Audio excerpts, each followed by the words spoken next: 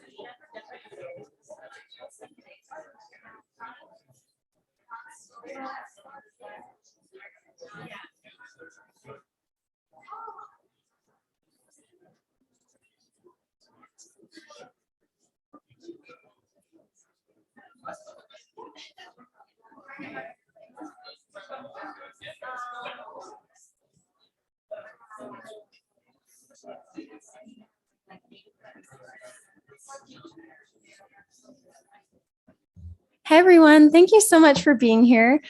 We're going to go ahead and start. So we just want to thank everyone so much for being here for this fundraiser. Obviously, so many of us have been just horrified at the current invasion in Ukraine. And I think a lot of us don't know how to help, but we wanted to do something. And so we're so grateful to all of you for being here, for bringing your children, and for, I see my husband looking at me. Okay. I was like, oh no, am I missing something? Thank you all so much for being here and for bringing your children and for telling your friends and for participating. The program is going to start with the Ukrainian national anthem is going to be sung by our friend Marley, and that accompanied by Mara Luker. And then we're going to have a prayer for peace. And then we will have a song called Come Thou Fount of Every Blessing that will be sung in Ukrainian by Jennifer Grover and accompanied by Mara Luker, Allison Reed, Mason, and Dallin Reed. After that, we're going to be having a cultural presentation by some of our friends from Ukraine, and then we'll be moving over to the stage and we'll have a panel on the crisis. After that, we will be gathering for refreshments. Just wanted to tell you a little bit about some of the things that are going on. Outside, obviously, there are the kids. The kids are doing different stations to learn about Ukraine and its culture. And so we grabbed all of your phone numbers if you signed your kid in. So just like if I'm giving you permission, if you have children, please like keep an eye on your phone just in case someone needs to go in the bathroom or like someone is really sad and homesick. So please like have your phone on like vibrate if you're a parent right now, just so that if we do need you, we can get your help. Also, we have Catholic Community Services here, and they are here to chat about different things that they are doing to help with the refugee effort specifically. In particular, the women who are here are working with foster care. And so those of you who are interested in maybe chatting about what it would mean to foster children from refugee families, they would be the people to talk to. And Catholic Community Services also does a lot of other incredible work with refugees. So go ahead and go see what they're doing. Then we also have a table with a silent auction for Direct Relief, which is an organization that's a top 10 charity. And they partner with Ukraine's Ministry of Health to deliver on the ground aid for Ukraine right now. So they would be great people to talk to if you feel interested in donating financially. And they also are great people to talk to learn more about the ongoing crisis.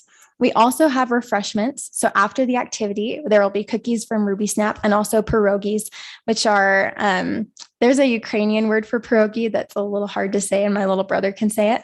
But it's kind of the Polish relative and the easier word to say. So we'll have those to try as well. Thank you so much again for being here. There are QR codes on the back of the chairs and the back of the benches, and those have a link to the program for today, a link to information about Direct Relief and what they're doing with the auction and with any donations. They have a link to Catholic Community Services to learn more about what they're doing. So go ahead and use that QR code, and it can give you lots of different information on what we're doing today in this event. So we will go ahead and start with the national anthem.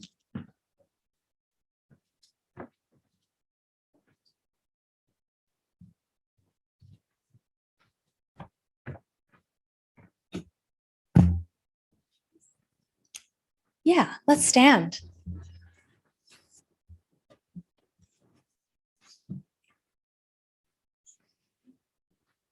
Okay.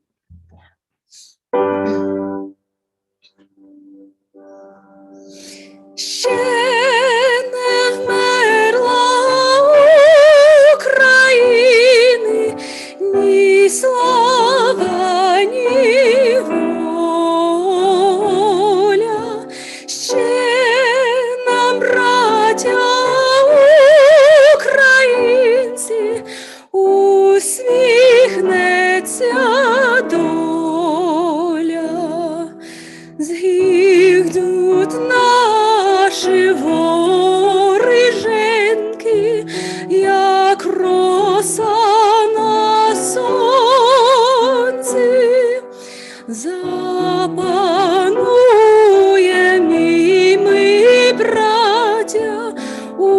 своїй сторонці, де тіло ми положим за нашу свободу, та й покажем, що ми браття козацького роду, де ж тіло ми положим за нашу свободу, та й покажем, що ми браття козацького роду.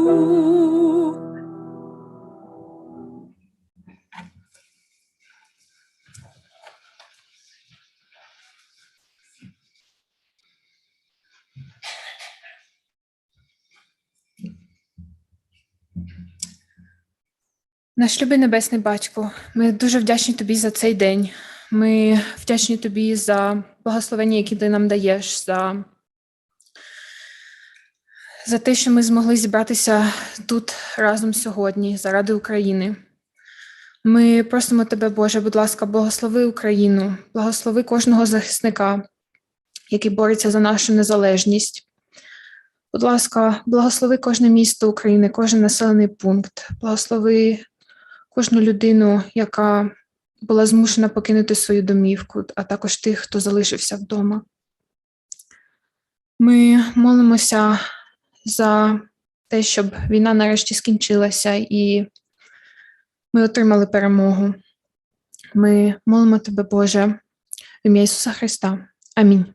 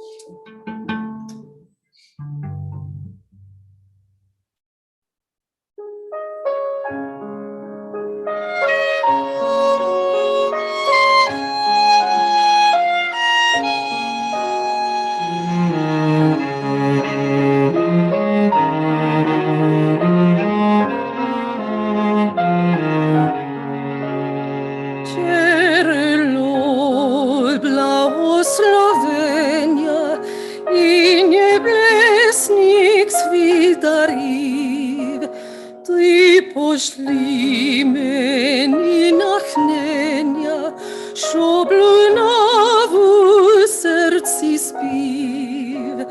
Гімни щирої подяки, гімни слави і хвили.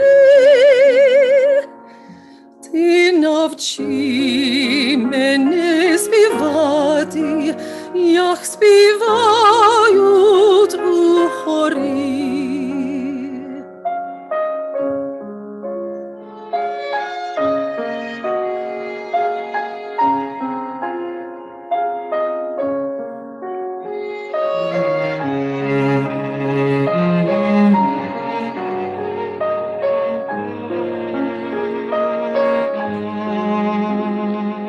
Here I raise my Ebenezer, here by thy great help I've come, and I hope by thy good measure safely to arrive at home. Jesus sought me when a stranger, wandering from the fold of God. He to rescue from danger, interposed his precious blood.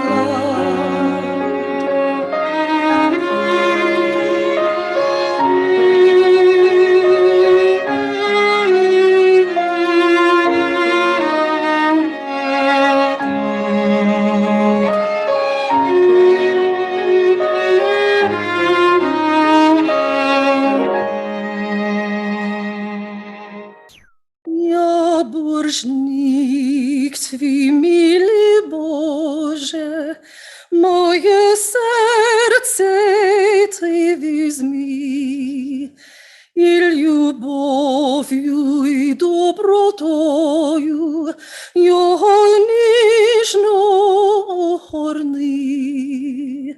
Шлекой вижить серце може, загубити вірний шлях, запечатай його, Боже, своїм царстві в небесах, своїм царстві небесах.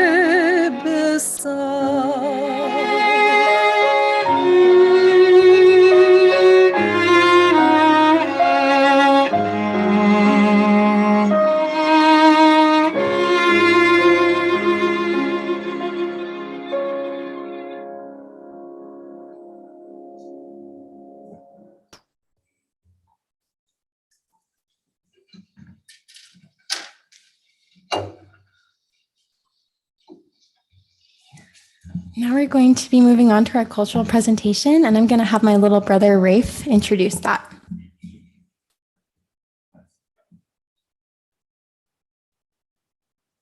Okay, hello everyone. Thank you for coming out. Like she said, my name is Rafe. I'm her little brother. I'm up here with my vyshyvanka. It's like a beautiful piece of art disguised as a shirt. And we're going to start with our cultural presentation. We're going to warm you guys up real quick with a video actually. And so before we start, we're going to have the video start, and the man behind the curtain is going to turn that on when he hears me say this. And after that, we have some of my friends. Thank you. Awesome. We know it's working. And so we'll have our guests, our presenters, they'll introduce themselves after this video. Lights. Who's close to a light switch?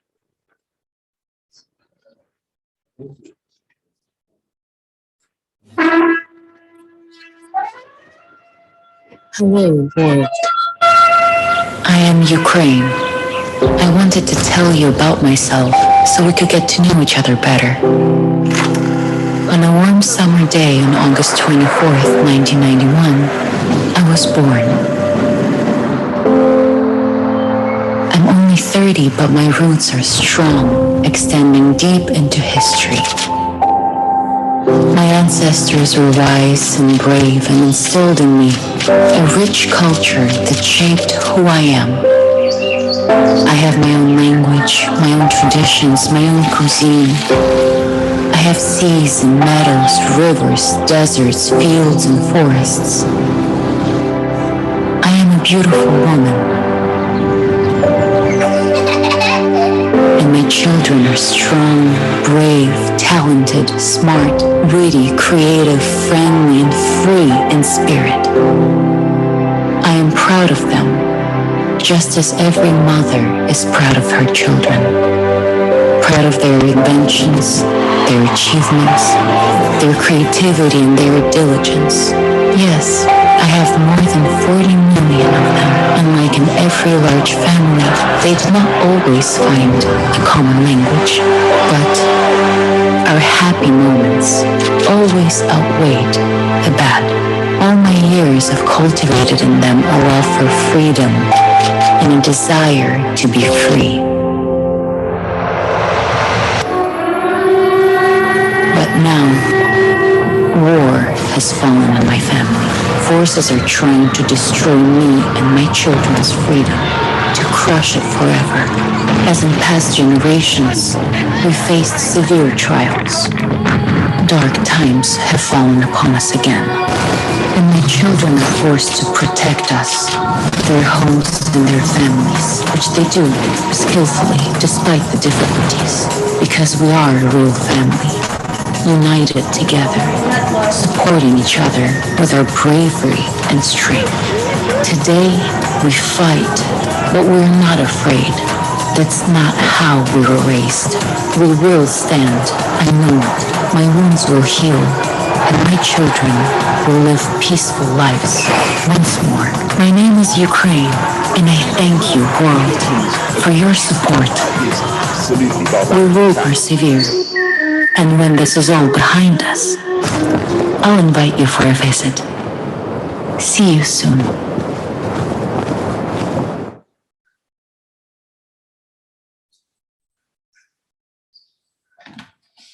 So first we're gonna just introduce us a little bit. My name is Yeah, you can project or you can go ahead and use the Microphone. Okay, so first we're going to introduce ourselves. On this slide, this is my family. My name is Katerina Kravchenko. On this side, this is a picture of me and my parents. This is the last one that we took together in summer of 2019, the last time I was able to visit home before the pandemic. And then next, there's a picture of my wonderful parents. Below that is a picture of my brother. My dad and my brother are in Ukraine right now. My dad is a state president in Kyiv, actually. Right now, he is trying to help people in Ukraine who need humanitarian aid. So he goes to different countries to help with that, to bring aid back to Ukraine. And my brother is also there. And then on this side, at the top corner, it's a picture of my uncle. That's a picture of him when he was one of the liquidators after the Chernobyl nuclear disaster. He was one of the people who were there trying to minimize the negative effects of the disaster. And below that is a picture it's the last picture that his family sent us on March 3rd. It was the last time we had contact with them. They're in Hostomel right now, where a lot of fighting is going on. And last time we heard from them, they didn't have electricity. They didn't have, a lot of people don't have food. There's no heat. It's really hard to get out of the area. And last time we heard from other people in the same city, Russians were taking everybody's phones and technology. So we haven't heard from them in a while, but we're praying that they're alive and safe.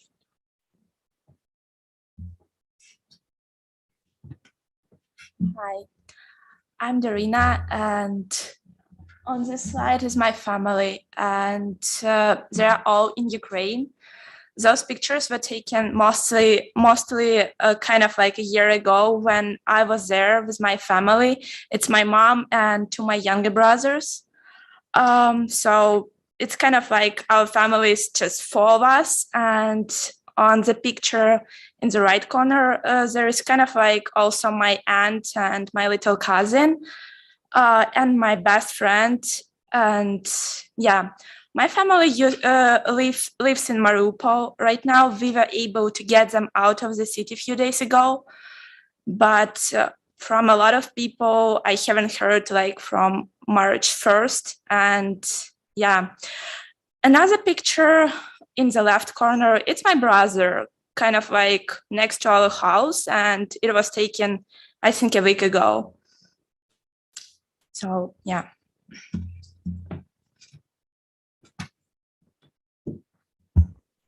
Hi, everyone. My name is Katerina. Also, we're not really original. Katerina Pavlenko. And this is my family. In the middle, this is when they came to visit me last year over the summer. So my parents, we all we're all from Kiev. My parents are in Kiev right now. My siblings were able to come here around a week ago.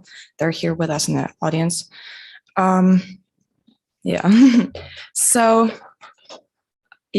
my parents decided to stay in Kiev to take care of my grandparents, to take care of our pets.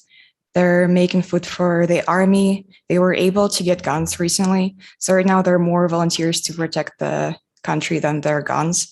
So that's been an issue. But yeah, they're safe for now, I guess.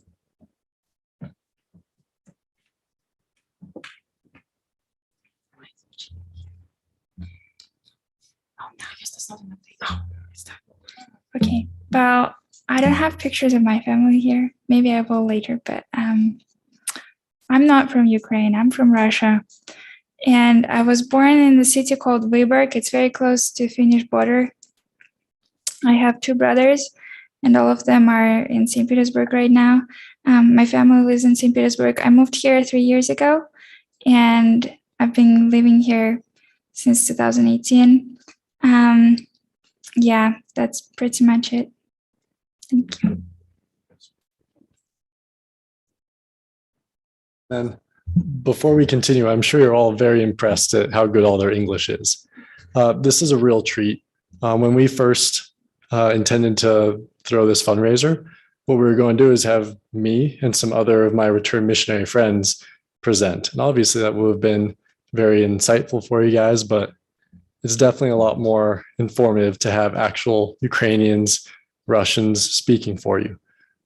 Before we continue, just I want you guys to sympathize with them, because as we can imagine, it's very difficult to be standing up here talking about something so close to your heart when your country is being invaded, or when people think that it's your fault that your country is the one invading another country, right? It's both difficult to be our Ukrainian friends here and also our Russian friend Lena. It's really difficult. And so I'm really glad they could come here. We're about to get into the bulk of the presentation.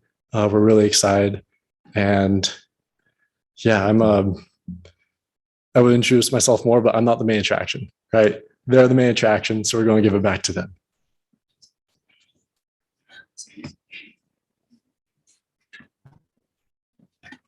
Okay, you guys, so you're definitely up for a treat. We'll tell you more about Ukraine. So let's just get this thing out of the way. Ukraine is not the same as Russia, as many of you may realize by now. Ukraine has actually existed for way longer than Russia did, and Kiev existed for way longer than Moscow ever did. As you can see in this little picture, by the time people in Kiev were baptized and became Christians, Moscow didn't exist yet. So now you know, we're not part of Russia. Okay, so we'll just start with some basics. Ukraine is the largest country in Europe. By the size, just to give a perspective, it's just a little bit smaller than Texas, but it is the largest one in Europe. It's home to 44 million people of different nationalities, primarily Ukrainians, Russians, Poles, Moldovans, Jews, Greeks, and many other nationalities and religions.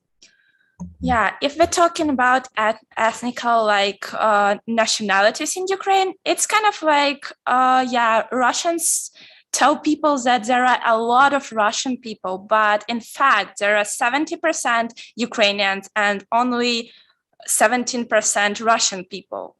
And yeah, a lot of people speak Russian because we had some historical stuffs on that, but Ukrainians, majority of the country.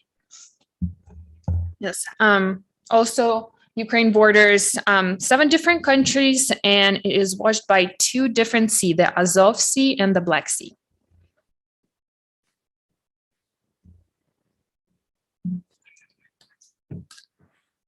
As you can see, there are 4 main cities in Ukraine. It's Kyiv, Kharkiv, Odessa, and Dnipro.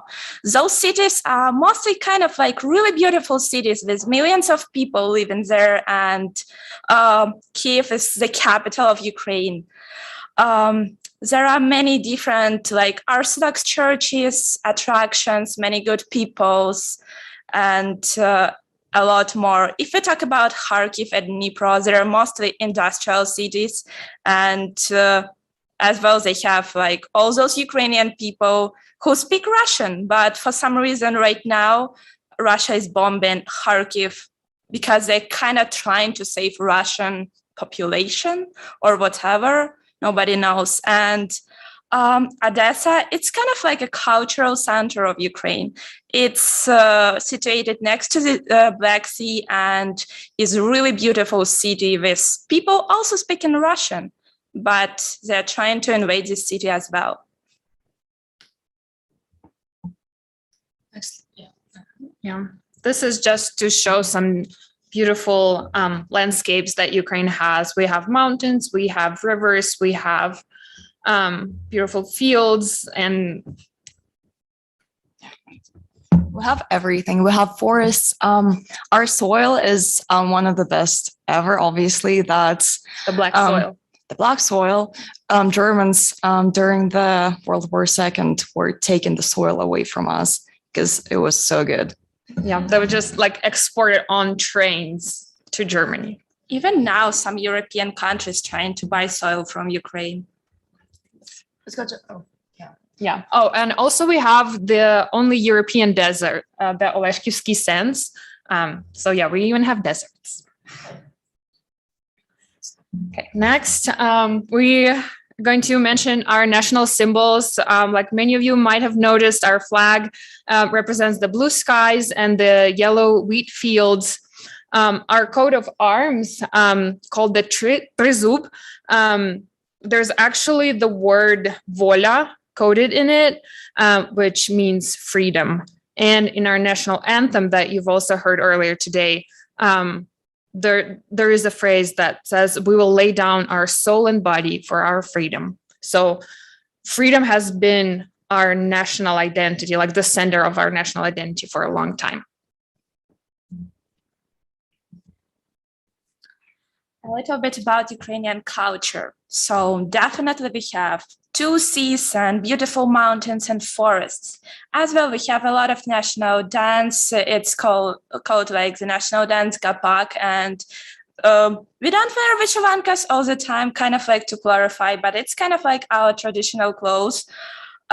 In the left corner, you can see our kind of like best team in Ukraine. It's Shakhtar. And people really love this team. So yeah, well, there is borscht and beautiful nature, some Ukrainian girls and pisanki. It's kind of like traditional Easter eggs. Also, just a little bit more of our beautiful architecture. Have really old churches and cathedrals from different religions. Many of these sites are protected by UNESCO. They're like historical cultural sites, but unfortunately, a lot of our old churches and castles are also in danger right now. yeah, so since we exist for so long, we have architecture from all the different ages from back in the like 1,000 year. We have things from the Soviet Union. We have things from the imperial times. We have a bunch of modern stuff too. But these castles, honestly, so pretty. I just hope that Russians don't bomb them all to the ground and you guys would be able to come and see them sometime. Yeah, and a few more kind of like architecture. It's in the left upper corner, there is Kiev-Pecherska Lavra. It's kind of like a really, really old architectural church. And it's kind of like national, I don't know how to explain it. It is really important for Ukraine.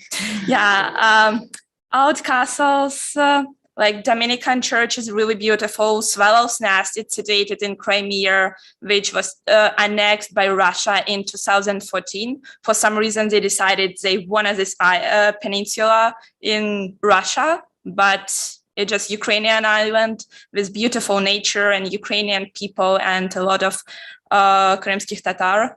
So yeah, and Kherson Taurika is kind of like also situated next to Crimea, and it is really beautiful. It's kind of like goes back in I think in 17th century. Yeah. Yeah, so that's one of the things that Greek people actually built, because we're just across the sea from Greece, and a bunch of our cities, a bunch of our architecture is actually built by Greeks, as you can see. Not anymore. Okay, now we are coming to a hot topic, kind of like Ukrainian history, because Russia says that Ukraine kind of like a part of Soviet Union, but now we can take a closer look to the history where it all started and how it all formed. So we will start with Kiev Rus. Kind of like it was a huge, not a country, but kind of like dynasty of Russian, not Russian like people, but it's kind of like Kiev and Rus. It's kind of like, yeah, different. It's not Russia, it's not Soviet Union. And it started in 882nd year around Kiev, and it has different regions where people lived, different kind of like kings. They called them tsars. And the first mention of Moscow dates back to 1147 year. So it is not as close to the date when Kiev Rus was formed. So yeah, another historical group we had was the Cossacks. They lived in Zaporizhzhia Siege, and they were really opposed to Russian Empire when they tried to take the freedom from people of Ukraine. So yeah, so when the Cossacks became too independent, they became a threat for the Russian Empire. Let's go to the next one.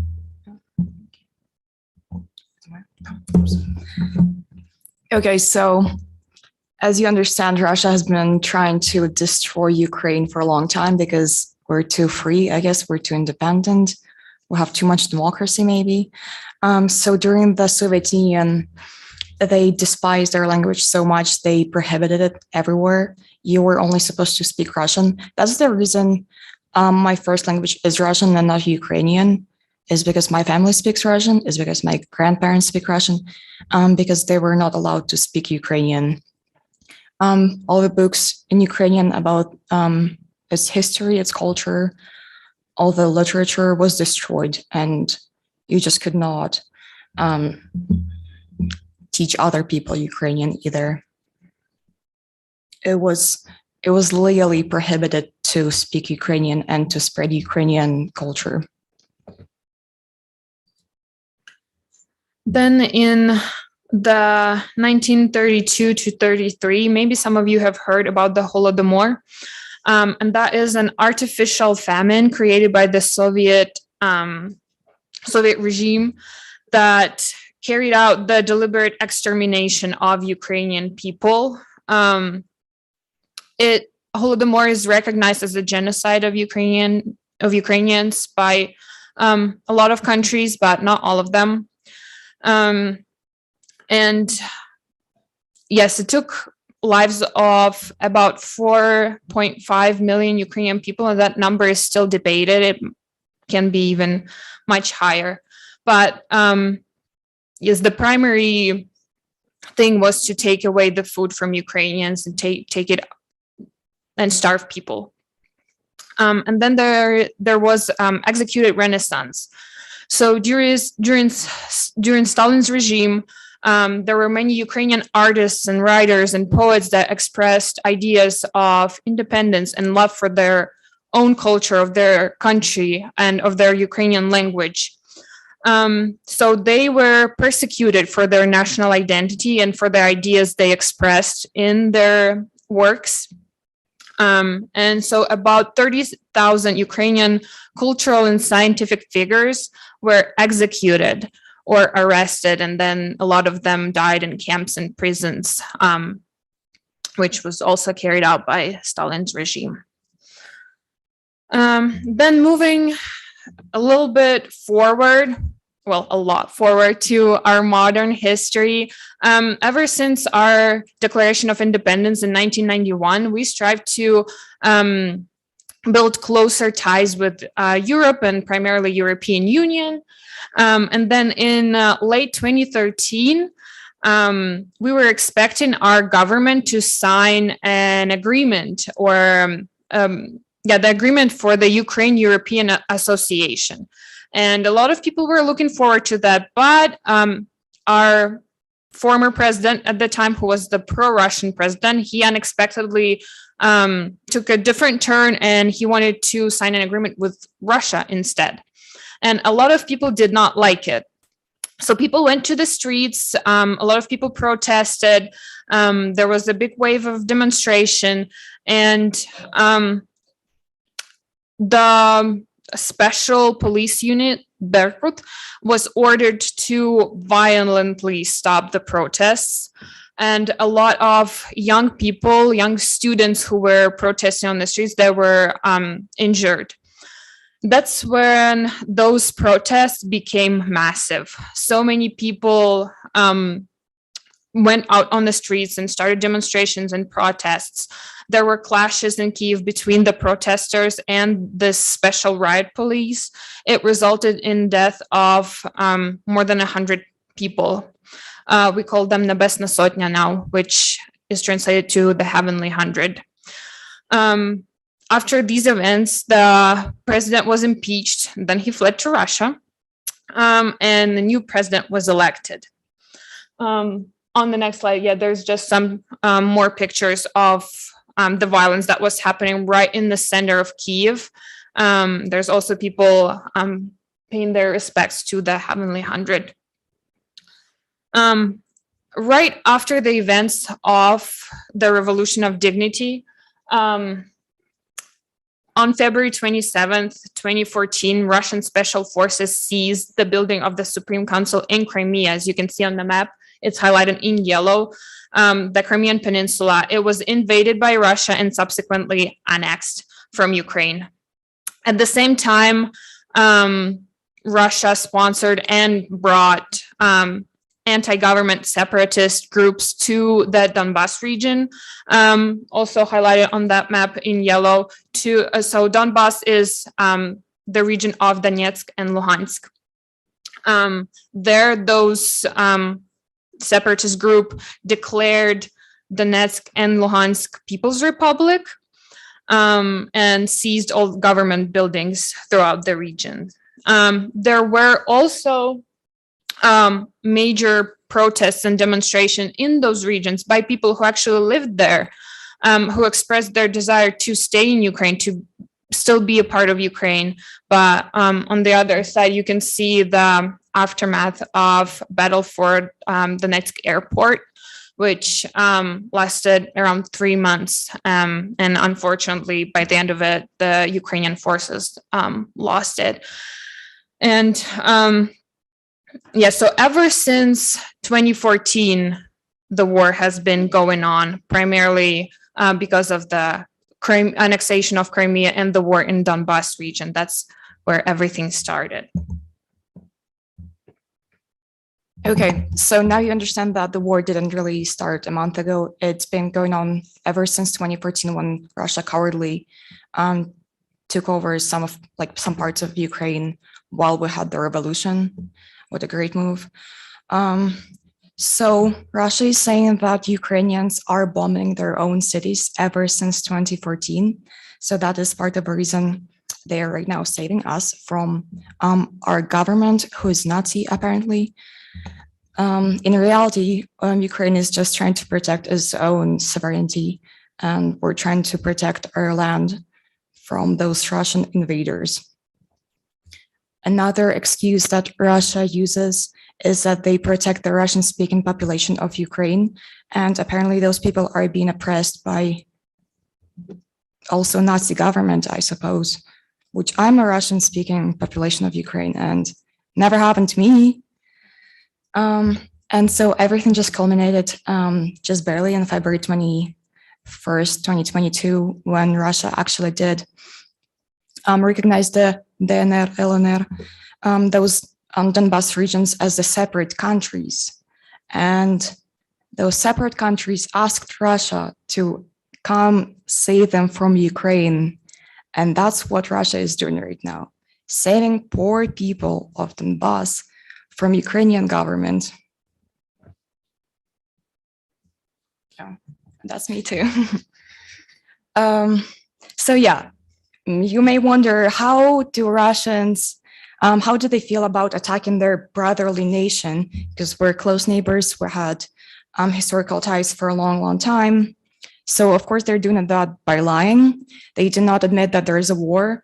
They tell their people that it's a special military operation by to denazify and demilitarize Ukraine, because apparently country this big is a threat to countries this big. So they are prohibited from calling it a war. The word war is pretty much banned.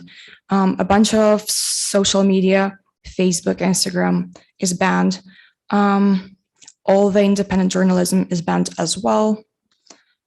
And their opposition just keeps disappearing into thin air from time to time for whatever reason. Yeah, as we mentioned previously, one of the lies is that Ukraine is bombing its own cities, and it's of course not Russia who does that. That we have United States bio labs in Ukraine, and we're apparently the ones created COVID. If you guys didn't know, now you know. And another reason, I guess, is NATO. Russia is afraid of NATO for whatever reason as well. And of course, much, much more that they're lying about. So Russian population at this point, a lot of them actually do believe those things. That was a surprise for me, but I just come to find out most of them are brainwashed. That's still me. Anyway, so that's just for you to understand the scale of what's happening right now. Russia is in red, obviously, and if you can see the little yellow thing, that's Ukraine. Russia calls themselves the number 2 army in the world.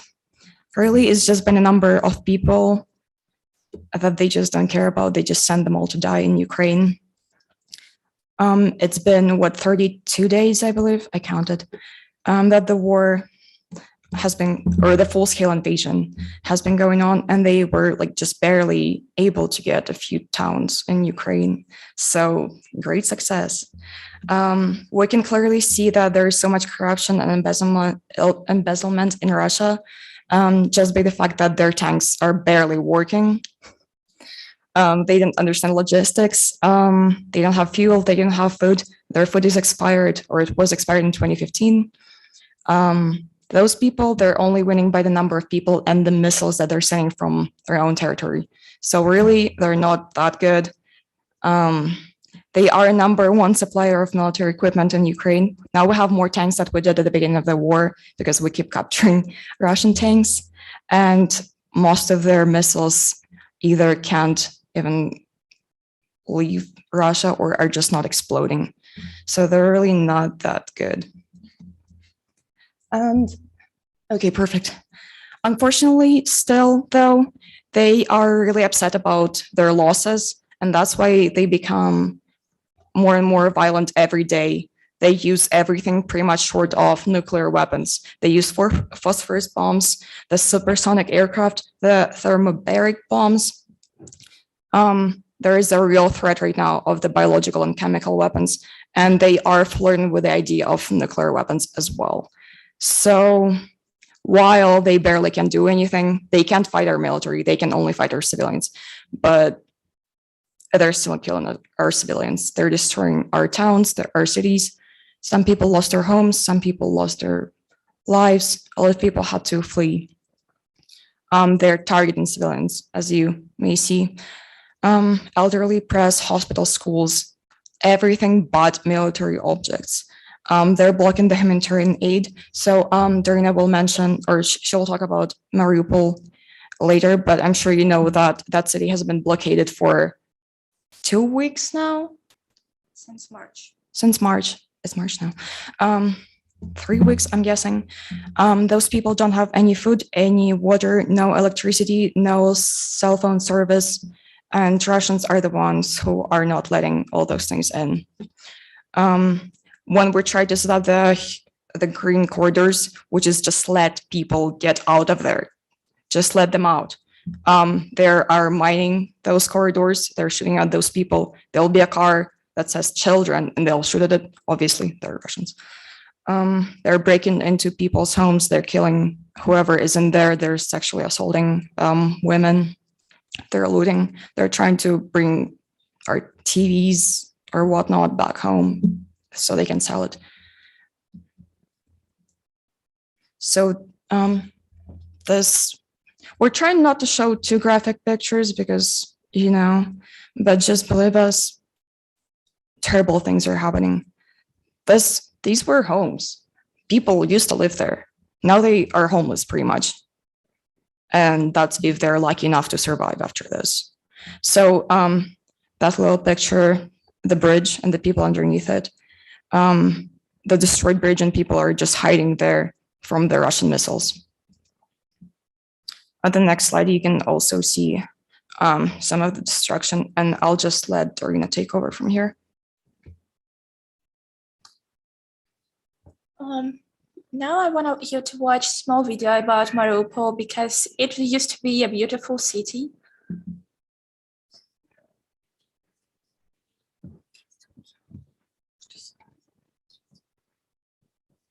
I know you told your friend you're not okay. And tell me what's wrong and why you never said you felt that way. And guess you're trying to stay strong and fake a smile until I look away. But I've known you too long, it hurts to watch your blue eyes fade to gray as you fade away. As you fade. Okay, as you can see from the video, Mariupol is kind of like Ukrainian cities. They love Ukraine, they go on demonstrations, they really support Ukraine, but it is kind of like a part of Donbas region, like Donetsk region especially, and they want to take over the city because they want to save Mariupol people.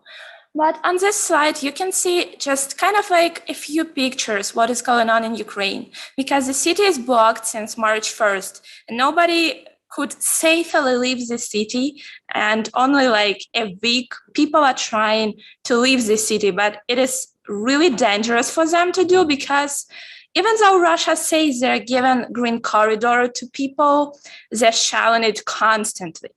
And on the one of the pictures, there is a maternity hospital.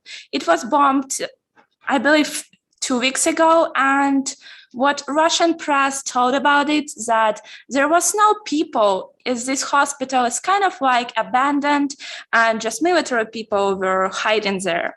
So yeah, it is not true. It was really new hospital built just like 2 years ago. And there were a lot of kids, women, and just people hiding in the shelter.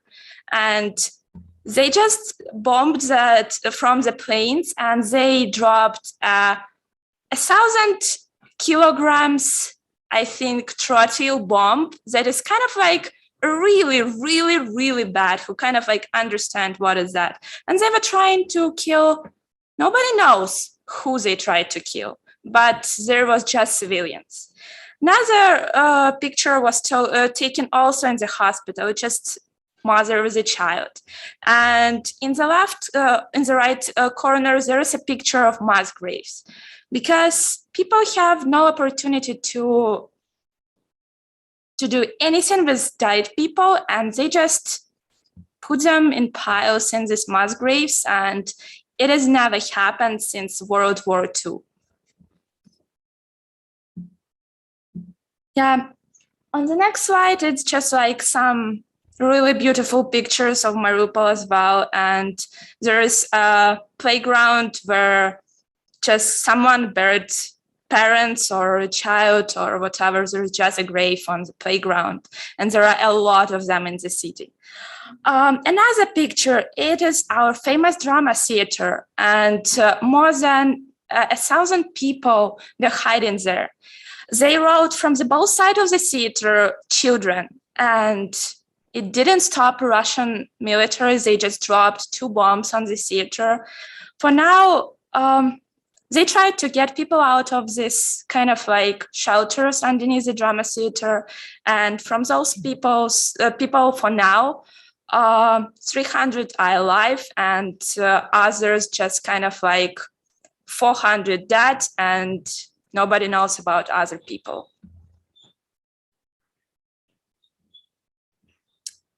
And kind of like a short summary about Mariupol. So yeah, it's just like picture. It's, I don't know who take it, but it's kind of like my grandma's house and probably one of our neighbors. So Mariupol is under Russian blockade for 25 days, 26 right now.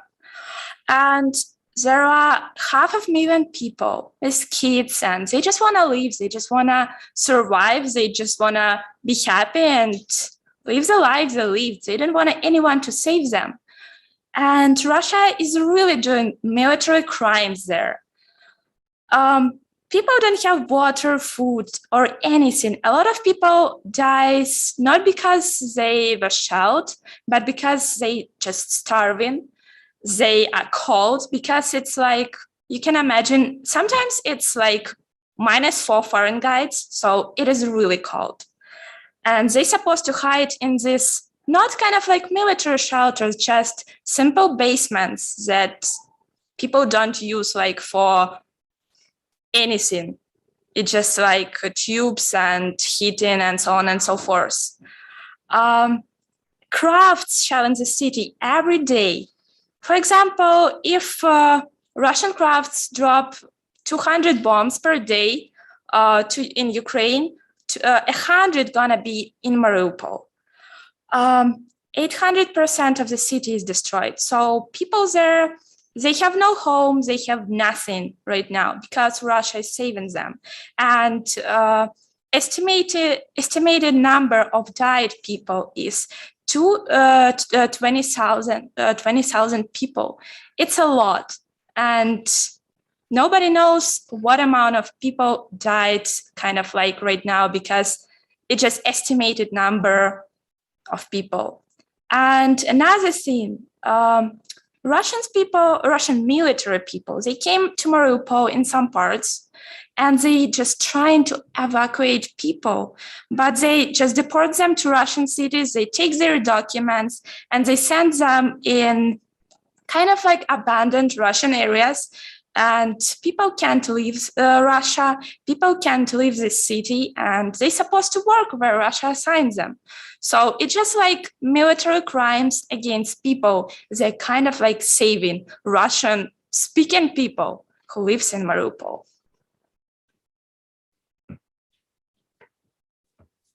Okay, so just for you to understand how bad it really is, this, as I said before, this was a surprise for me. I thought most of Russians do understand that Putin is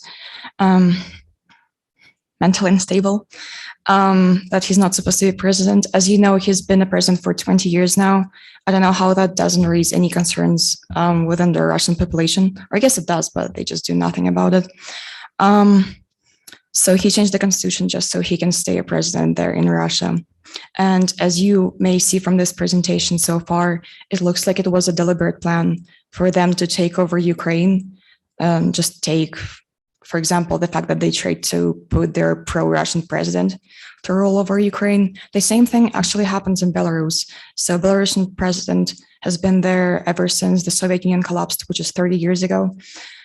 And Belarus is one of the only countries that is helping or is on the Russian side right now, as well as North Korea and some other countries of that sort.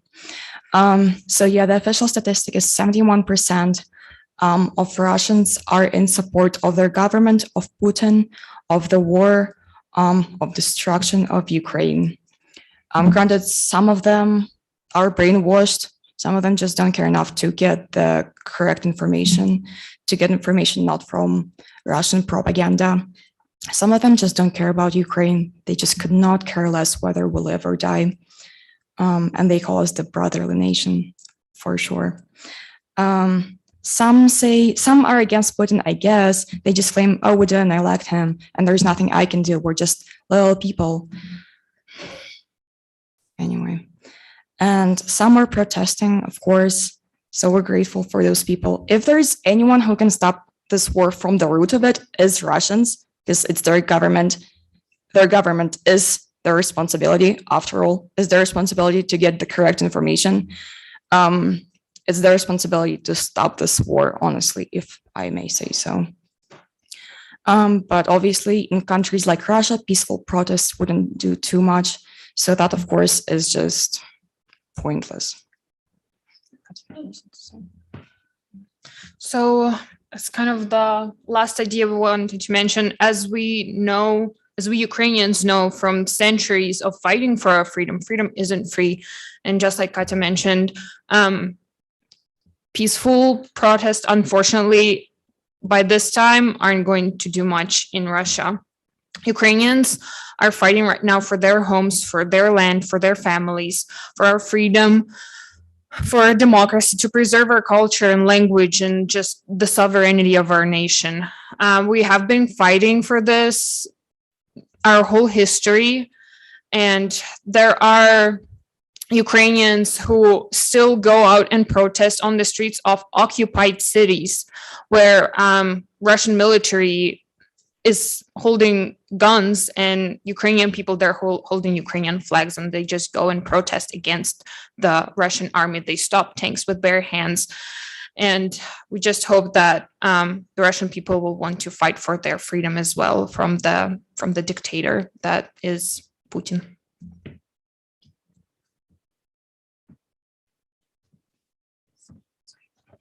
Okay, we're going to wrap up with a little bit from Lena. As you can tell, they're very passionate about everything they've been talking about. I mean, it is their country, lots of strong feelings. And so before Lena comes up, I just want us to appreciate how vulnerable she is right now, or she might feel, because this is very difficult. She grew up near St. Petersburg. How long have you been in the States now? She's been in the States for about 3 years now. She's studying Arabic and German in an effort to one day be helping more people around the globe. And so it's very brave of her to be standing up here, and especially to be going after such an impassioned presentation about Ukraine.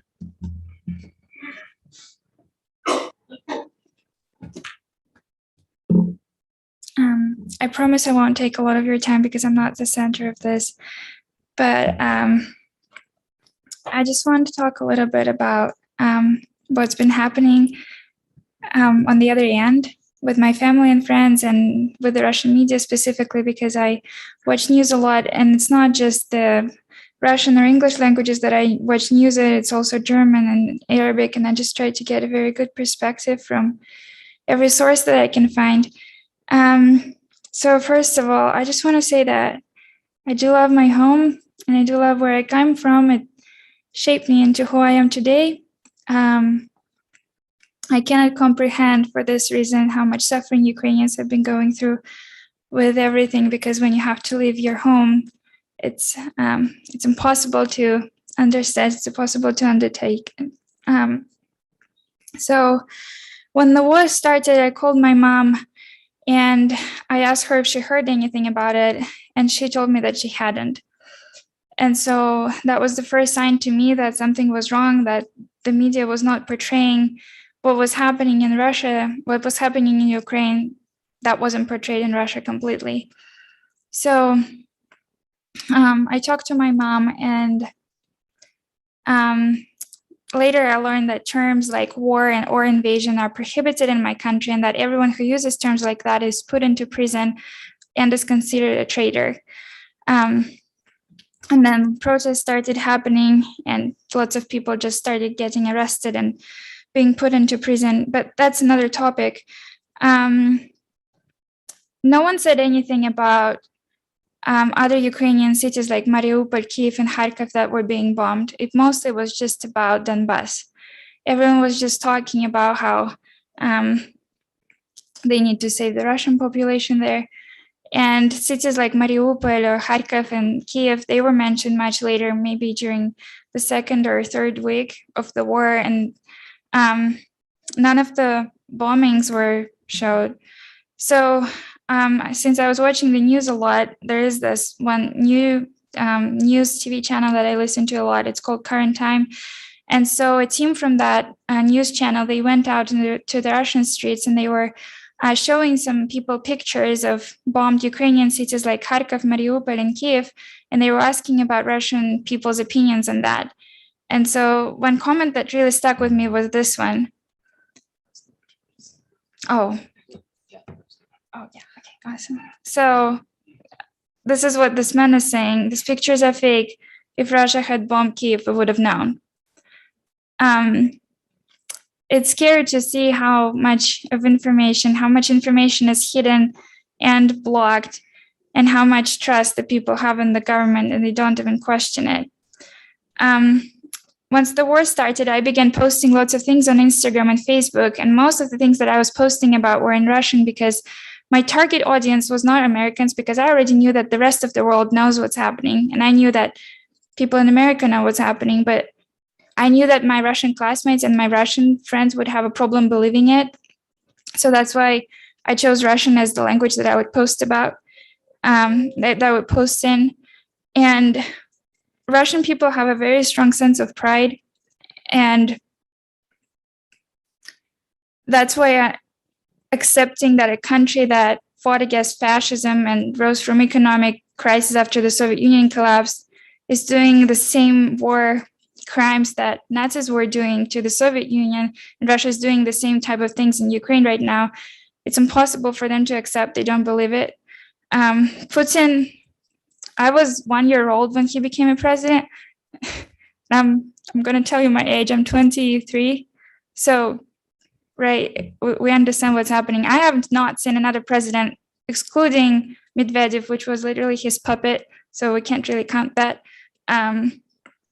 During the first 8 years of Putin's governing, the country rose from its economical crisis. It was able to bounce back from it, and the country's GDP grew sixfold, and salaries increased. Many good things happened to the Russian economy, and that's why this is what the government is doing too. They're manipulating the population using this emotional appeal, saying, do you think a government that was able to raise you from this economic crisis and fight against fascism can do something like that in Ukraine?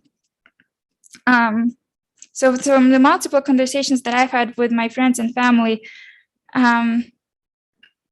there is this question that they ask me a lot when I try to tell them what's really happening. They ask me if they ever lied to me, and they say, do you think we're lying to you right now?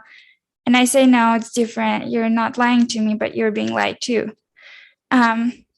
And this is what I've been feeling the most. This is exactly what the Russian government is doing to the population right now. Do you think that the government could lie to you if we've done so many great things right at the beginning when the Soviet Union collapsed? We were able to rise up and all of those things. In this picture, you can see this is my mom's cousin, and then her granddaughter, and it's my mom in a white dress. This picture was taken in 2019. My mom's cousin, she moved to Ukraine when she got married. So she lived there basically her entire life. It was only, she lived her first like maybe 17 or 18 years in Russia, and then she moved to Ukraine. So Ukraine is her country. And I stay in contact with her. She had to flee to Poland. So right now she's staying in Poland with her granddaughter.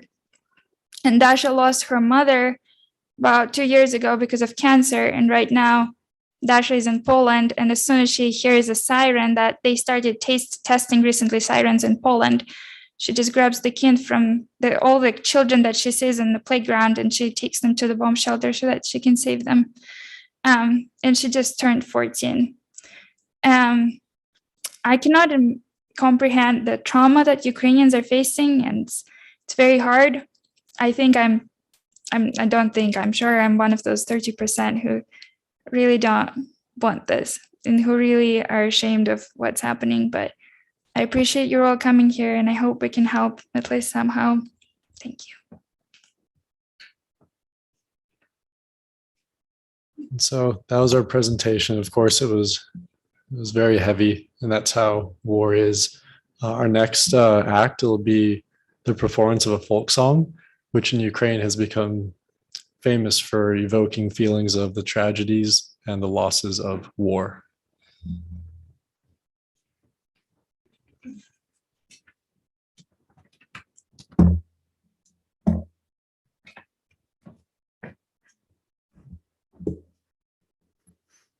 I just want to give a brief, rough translation of what this song is about. It's about a young boy who is going off to war, and he sees the ducks swimming on the river. And as he sees them, he contemplates, I don't know where I will die. I don't know where I will die, and who will dig a grave for me. And his mother says, this is a great sorrow to me, for you have lain on my dear heart. And I don't speak Ukrainian, so I apologize to our Ukrainian friends, but I'll do my best to be respectful to this piece.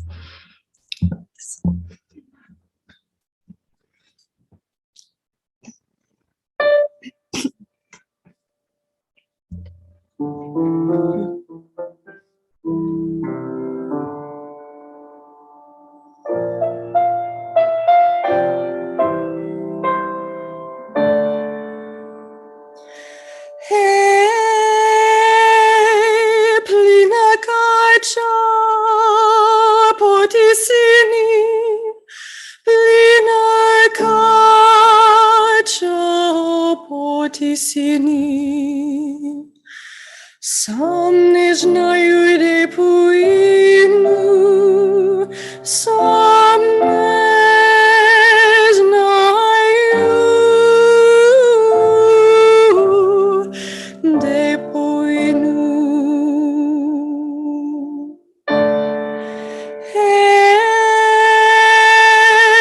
Пойду я в чужім краю, пойду я в чужім краю. Ці не жаль, ті, мамко, буде, ці не жаль, ті, мамко, буде.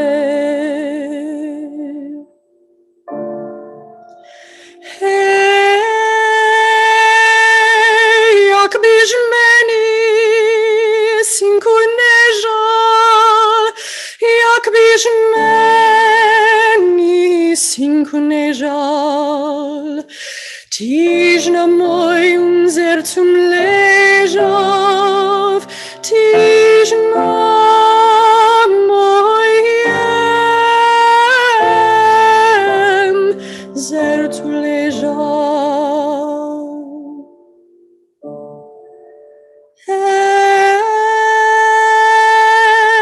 Pline kača, pojdi sini, pline kača, pojdi sini.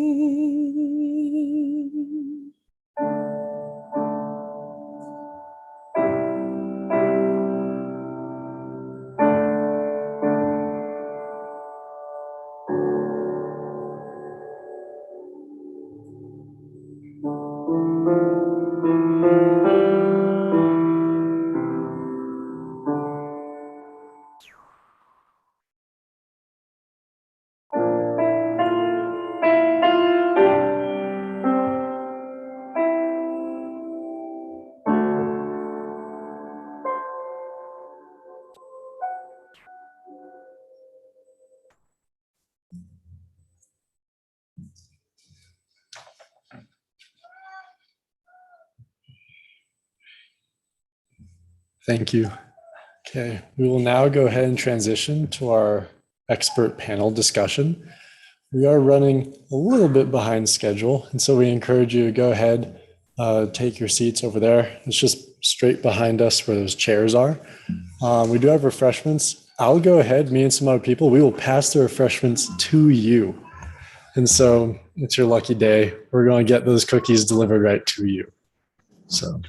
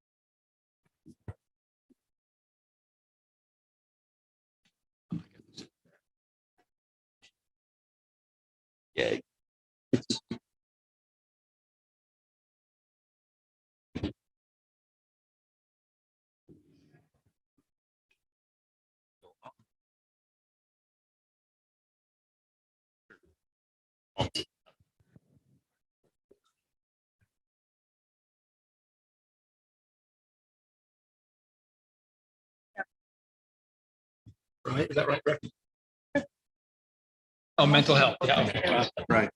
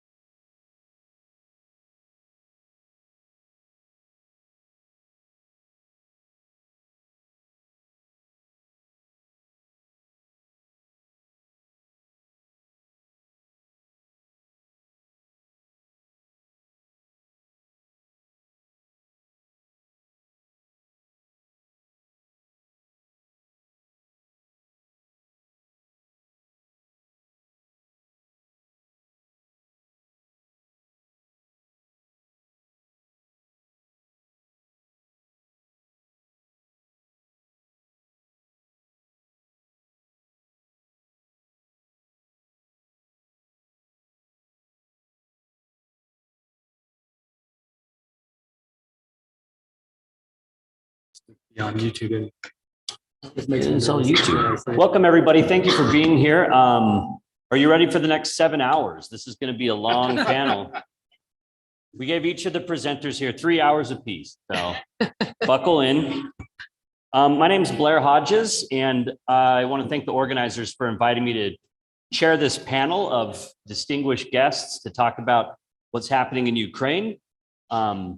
I have a degree in communications and religious studies, and I host a podcast called Fireside. And I'm going to introduce the panelists and give them each a few minutes to talk a little bit about their background and experience, give us some insight that they have for what's happening. And then we'll have a little bit of time for questions and answers. So if you'll hang on to your questions, we'll have someone come around after they're finished talking to gather some of those questions and hear from you all. So just to briefly introduce the panel, here on my left is Greg Archbold, and he's worked in the national security enterprise for about 35 years. He is a retired Navy commander and has a PhD in physics, and he's going to be speaking today about nuclear issues. As we know that that's been on the table, unfortunately. And so that's what he will be addressing. Sitting to his left is Dodge Billingsley, and he's a defense analyst and a filmmaker. He's the director of combat films and research. He's a writer, analyst, and documentary film producer. And a lot of his work has taken place in conflict zones such as Chechnya, Afghanistan, Iraq, and currently Ukraine. He's a frequent lecturer at military and academic institutions and a contributor and editor of the U.S. Army's OWatch monthly online security publication. There's a lot more. He's very credentialed, has a lot of background here. He's also a fellow at the Kennedy Center at Brigham Young University and has degrees in history and also one from the King's College in London in the Department of War Studies. So thank you for being here, Dodge. And then next is Yasi Keshavars, and she is a refugee from Iran and a licensed clinical social worker. She's trained in EMDR. She's certified in that. And she's been working at the University of Utah Health Integration Behavioral Health Program since 2015, especially working with refugees and immigrants. And so she's going to talk about some of the mental health issues that we like to think about when we think about warfare. So we'll begin actually in the middle here with Dodge Billingsley. Dodge, thank you so much. Let's have a round of applause for Dodge and hear what he has to say. Thanks, Blair. Yeah, it's an honor to sit up here today at this panel with the other speakers. And just to give you just a bit more about how I got to this position, I guess it's from the Chechens, the gift that keeps on giving, frankly. I was then involved in those conflicts in the mid-1990s in Chechnya. And now today I have Chechen friends on both the pro-Putin, the Kadyrovsky side, and also the anti-Russian Chechens, the Sheikh Mansour Battalion, and also the Dzhokhar Dudayev Battalion. They're fighting on behalf of Ukraine. So it's kind of a mixed bag for me. But the Chechens, in a weird way, have figured prominently so far in this war, which they shouldn't, but they are. And so I do my weekly sort of talks and telegram messaging and signal messaging with from both sides. And it's been kind of interesting to get a picture of the war that way. I also was in Ukraine in 2002, 3, and 4 during the Orange Revolution. But then, like a lot of people in my position, we got kind of wrapped up in Afghanistan and Iraq, and I haven't been back since. But that's kind of my entree into Ukraine. Of course, I'm following it quite closely, and for some of my the other things that I do professionally. And honestly, there were a lot of stressed out people. You know, a lot of part of last year when Russia started building up forces on Belarus and in Russia, and the idea being that they might invade Ukraine. Nobody was really sure. I guess you kind of wanted to hope they wouldn't. There were those wild rumors that, you know, there was a deal with China, don't invade till after the Olympics because we don't want to kill ratings, you know. And I got a call one day from a friend who said, hey, it's happening on the 22nd. And he was off by about, 38 hours. So it wasn't, it wasn't too far off.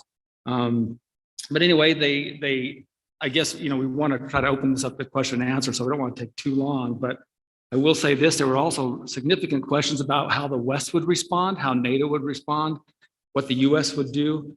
And of course, you've seen the ongoing issues with President Zelensky and the West about weapons, whether they have what they need, whether they have enough. Will the US and the West come together on things like a no-fly zone and providing the types of munitions that they need to stall the Russian advance? There are also questions about President Zelensky. I mean, he was a comedian actor prior to being the president, and he didn't do things that sometimes, defense ground war analysts thought he should do. He didn't flood any of the planes. He didn't destroy any of the bridges. None of his troops were forward deployed. So that meant the Russians crossed the frontier very quickly and raced forward in areas like the Chernobyl exclusion zone. And there was just a general well, how's this going to go down? Well, frankly, Zelensky's turned out to be a fantastic wartime president. He's traded in a suit for green military gear. He's let his beard grow out. He's said the right things. He's done the right things. He's addressed global audiences, and he still pleads for aid, and that's his job. And on the West side, we're trying to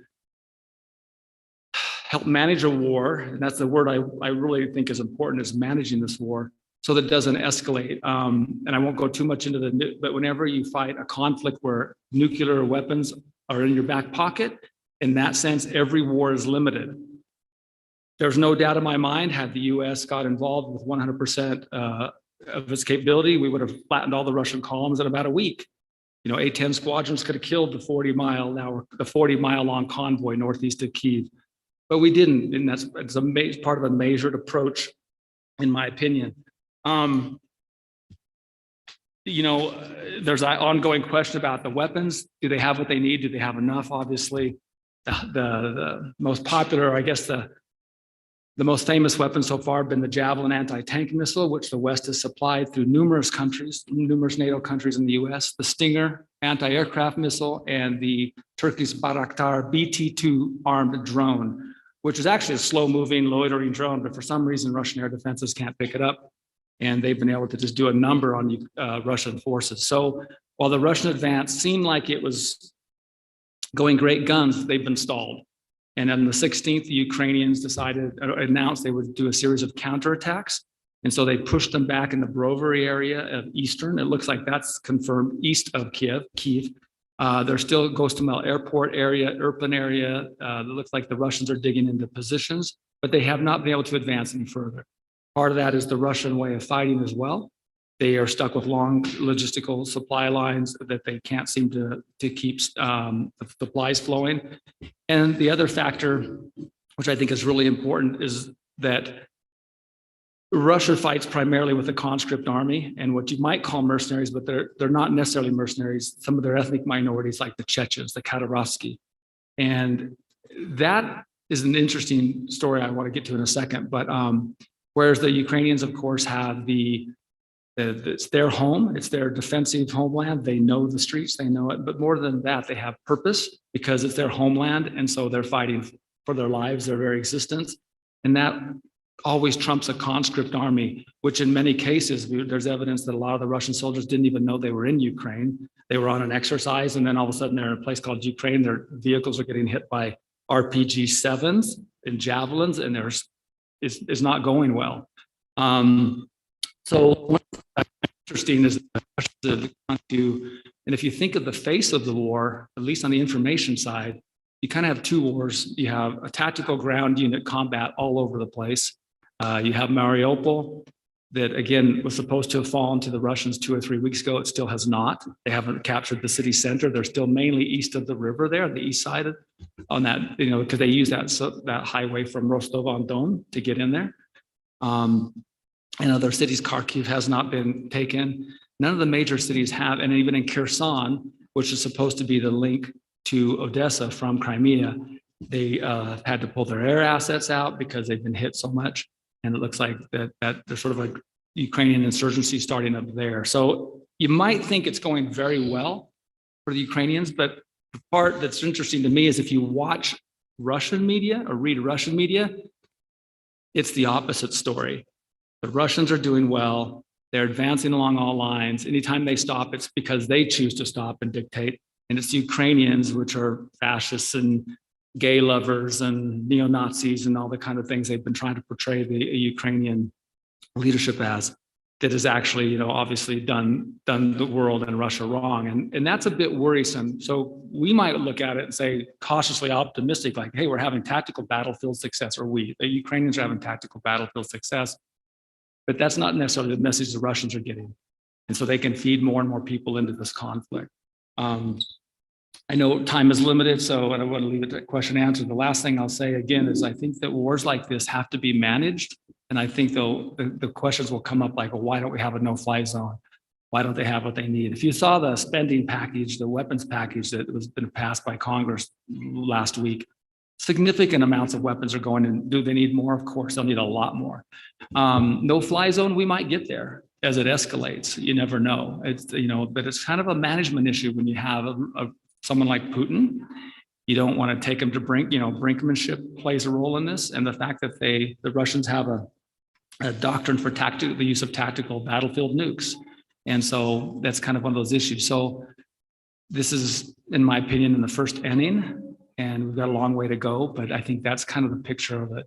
The last thing I will say is that the Chechens, again, because I've alluded to this like 5 times now, it's interesting. You don't see pictures of Russian soldiers, all over social media, commanders yucking it up for the camera, but you do see Chechen commanders doing it.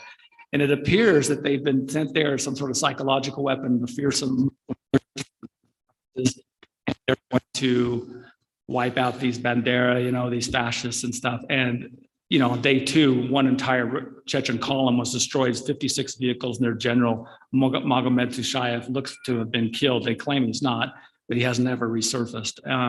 So it hasn't gone really well for them either. But again, if you look at their own social media, it's all really rosy for the Russian occupation right now. So I think I'll leave it at that and go on. All right. So just really quick, Dodge, I wanted to say one question. What has surprised you most throughout all of this as you've been watching from the outside? What's the biggest surprise for you as you're analyzing what's going on? 2 surprises. One, the use of the Chechens as sort of the shock troops. But I think overall is Russia's inability to.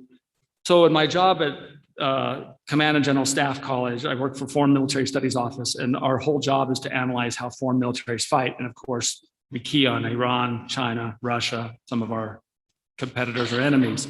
And the Russians have been writing about how to fight against drones, how to fight against drone swarms, how to conduct active air defense systems in tactical zones.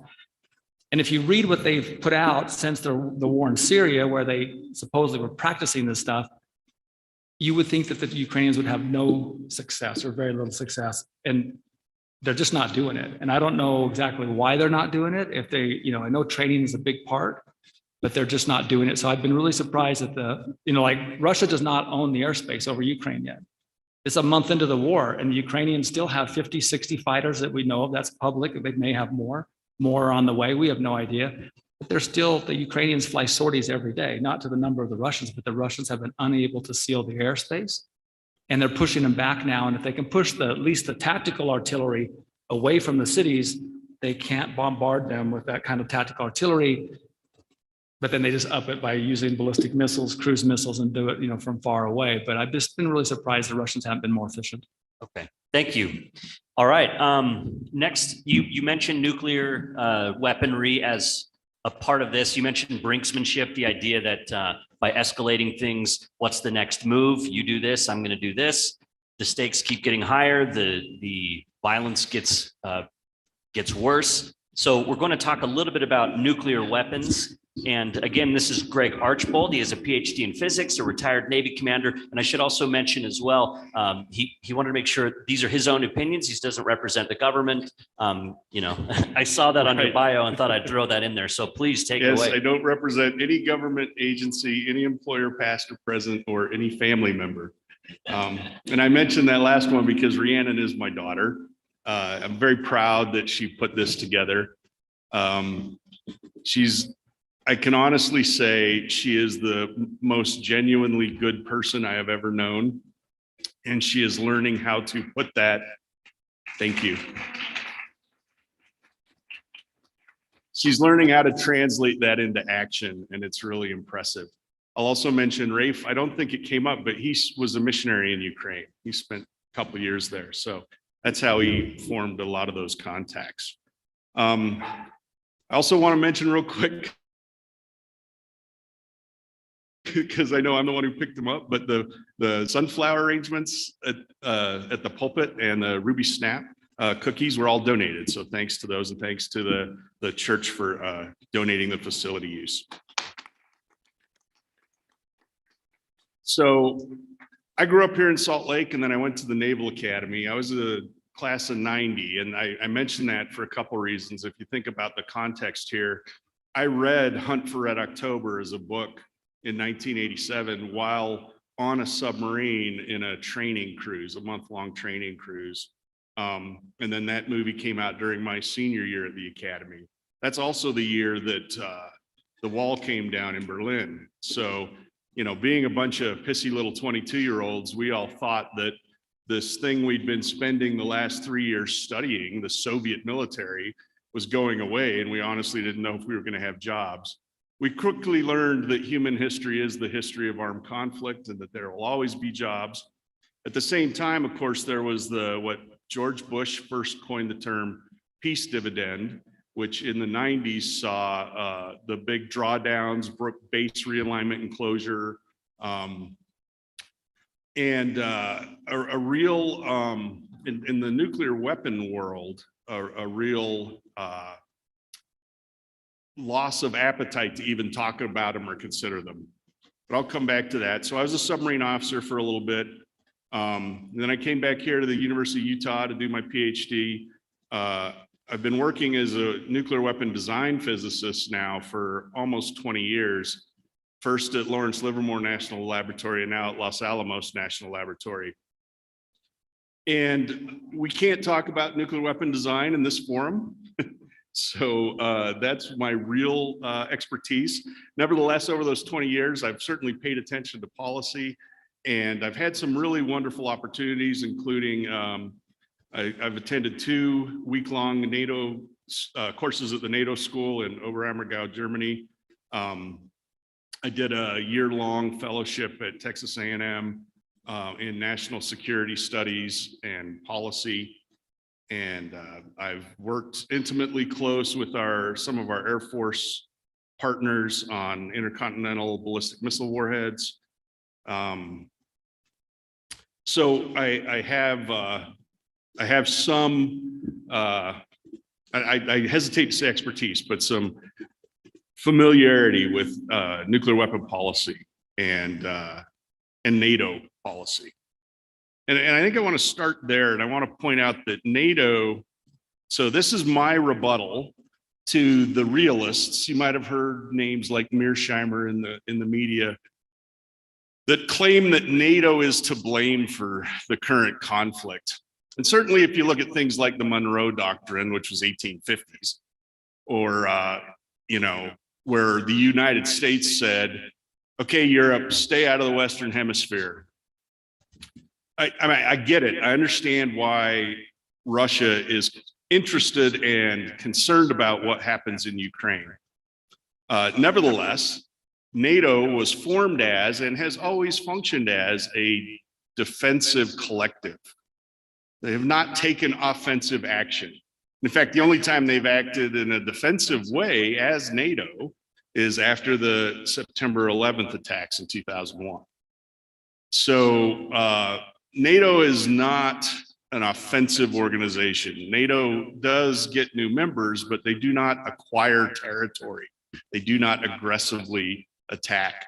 So the notion that NATO expansion is somehow responsible for this, I think, is it ignores the realities of what NATO was formed to do as a defensive collective and how it's always functioned. So talking about nuclear weapons in general, one thing that has proved completely true to date is that they are an excellent deterrent against getting your own homeland nuked. Okay, so the notion that we would get nuked out of the blue by Russia is far-fetched. Now, when you think in terms of just international policy and national policy in general, there are lots of things that you want to deter. You know, you want to coerce and deter the folks around you. That's why we had the Monroe Doctrine, for example. We wanted to influence what we wanted to influence. And in fact, after the collapse of the Soviet Union during the Great Pax Americana from the early 90s until recently, it was the United States that guaranteed access to the commons, where the commons might be space, it might be sea, it might be internet. So, you know, being in control and getting to do what you want to do, I mean, that's national policy, right? That's what you have policy for. And, you know, so you'd like to be able to coerce in the first place, deter if you have to, and then if deterrence fails, you want to win. So how well do nuclear weapons deter things that aren't other nuclear weapons? Well, we have no examples of them failing yet, right? And there's plenty of debate about whether or not they're effective. Are they a good deterrent in general? Well, I think we could say no, because if they were, then I don't think Russia would have crossed into Ukraine. So, you know, they have their place. I mentioned the peace dividend earlier and the drawdown, and there was just a real loss of appetite in this country to even consider nuclear weapons. We had been designing and fielding new nuclear weapons from the end of World War II until 1992, putting new weapons in the stockpile with a turnover of, you know, no weapon stayed out there more than about 20 years. So when they were designed with this kind of expected lifetime, and they were designed for the targets of the day and to work against the threats of the day. So when the appetite was gone to put national resources against nuclear weapons, and, you know, Dodge mentioned I almost said Soviets because I'm still a Cold War guy, but the Russian tactical doctrine of using battlefield nukes, right? And our doctrine doesn't have that in it. And Can you say what you mean by doctrine? so here's, I think, a good illustration. When the Russians do wargaming and they get to a point where they're going to use nuclear weapons, they use them and they keep going. When the Americans get to the nukes, they say, oh, that's it. And then the game's over, right? We don't think about how to employ them in anything other than a massive retaliatory strike. That's how we've been thinking about it. And there's been almost no new thought on that in the past 30 years. So we have weapons that are 40 years old. We have done life extension programs. My actual job, no kidding, is to oversee the work that we can tell the president every year. If you choose to work it, it will still, or use it, it will still function. So I promise you, our weapons will function if we have to use them. But they're old and more, you know, I think the bigger point is that they were designed for Cold War targets and to operate in Cold War threat environments. So when we talk to the Department of Defense these days, you know, they've lost this whole process of asking what target do we want to hold at risk and how could we hold it at risk and what are the different things we could do. That's atrophied across the enterprise. It's atrophied in the DoD. It's atrophied in the think tanks. It's atrophied in the design complex. Our production complex is decrepit, to put it nicely. And again, that goes because in 1992 we stopped putting resources against it. The place where we used to make plutonium components in Rocky Flats, Colorado. One day they were, you know, Cold War heroes, and the next day the FBI came in with the EPA and shut them down. And that's just an illustration of the shift in thinking that it wasn't important. So is it going to become important again? I certainly hope so. You know, one of the things that in all of deterrence theory you read through is how do you control escalation? One of the biggest fears is that if someone throws a nuke, then the response will necessarily be nuclear. And then, you know, is everybody happy that you had a proportional response and you move on, or is it begin to escalate? And how do you stop that from escalating into destroying whole cities with massive weapons? So, you know, the very short thing I would say, the most likely use of in my opinion, of a Russian nuke in the relatively near term would be a small nuclear weapon over Eastern Ukraine, because then Putin could be in a position to say, look, I used it in the battlefield over these areas that I claim are already part of Russia. So it was a battlefield device. And to be clear, right? I mean, the history of technology in human history is also a history of weaponization, right? It's always when you find something new, what's the fastest way I can get a military advantage out of this?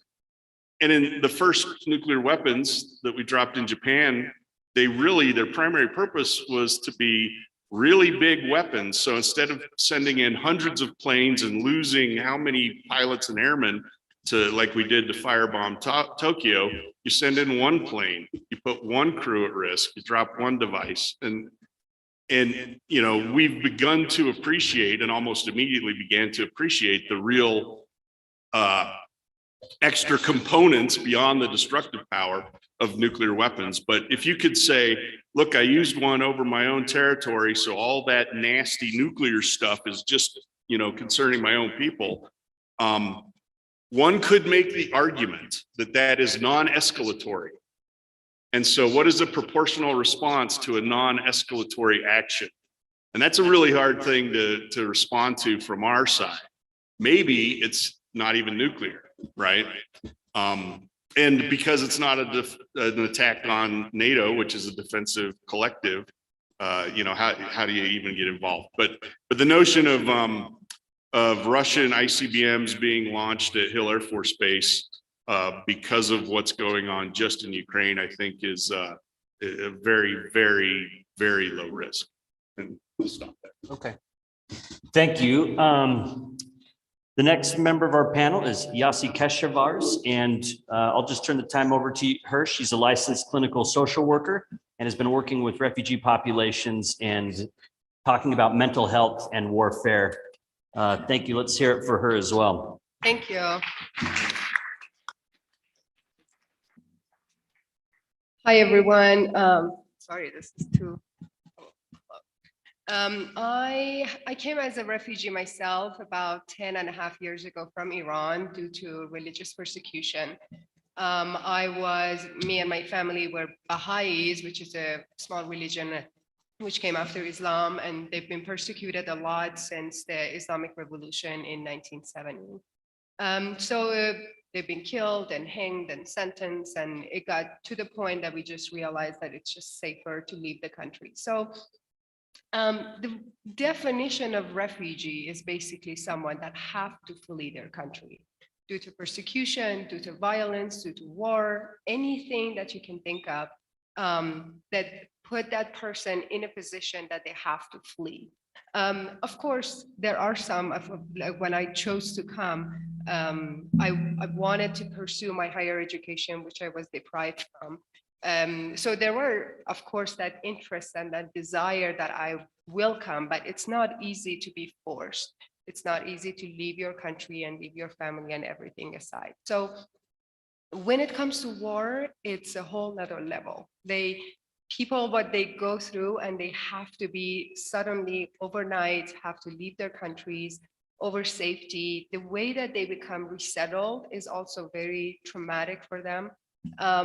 So all of the refugees usually have to go to a second country and then apply for a refugee status and then be sent to a third country. So I went to Turkey with my husband in 2011, and then we seek refugee status to come to US.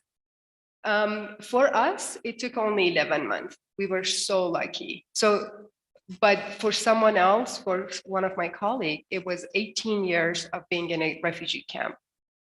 They basically grew up there. So for every person is very different. There's a global crisis. There have been always a global crisis about refugees. And this data is from 2021. There were 79.8 refugees that were resettled somewhere in the second. Can you hear? Waiting to be settled in a third country and being able to start a new life. Only 1% of all these refugees get resettled. Basically, I'm and many others that are here are like a miracle. So when they come, the resettlement nowadays after the Afghan crisis have become more challenging. Many of Afghans have been kept in like military bases, somewhere that is traumatic for a lot of families, especially children. I don't know how it's going to turn out for Ukrainians and how we're going to resettle them. I know that they're now resettling in many countries around in Europe, but how are they going to be resettled? Are they going to be provided with homes? Are they going to be sitting in camps? Like, how is it going to look like in the future? That concerns me as a person that kind of went through. I was, again, one of the lucky ones. I had a home in Turkey that I could live in. I was able to kind of afford a basic life, but many, many refugees will not have that and have not had that. So wanted to say a lot of these refugees are children, and majority of them are children and women. And a lot of these children are unaccompanied. So I worked at Catholic Community Services for about 5 years, and they were actually my own resettlement agency. So I worked at the adult program for a short time and then worked in the refugee unaccompanied program. And the resiliency of these kids is amazing. Trauma don't define them, but trauma make them very resilient, very, very, they fight for life here. And many of them went through like grad school and they want to go to the medical school. And so I'm hoping, and I'm very hopeful that this is going to be the same case with Ukrainian and others and Afghans that we're having, that they're going to, that the tiny little percentage that are going to be miracles to be resettled here, they're going to be given a lot of opportunities. What is really important is how we as the community welcome them. There are now 60,000 Utahns that are refugees here, but this is the data from 2021. Things have changed a lot, as you know, especially with Afghans. So the US have implementing very new kind of status. So in the past, we had refugees, we had immigrants, we have asylum, and now they're adding a few more so that they can accept more. And I'm sure they're going to do the same with Ukrainians too. So they're around you, they're around all of us. And what's so important is to make them feel belonged. This is the most important thing a refugee would need. Right now, it made me even emotional. Right now, my kids are with my friend. Sorry.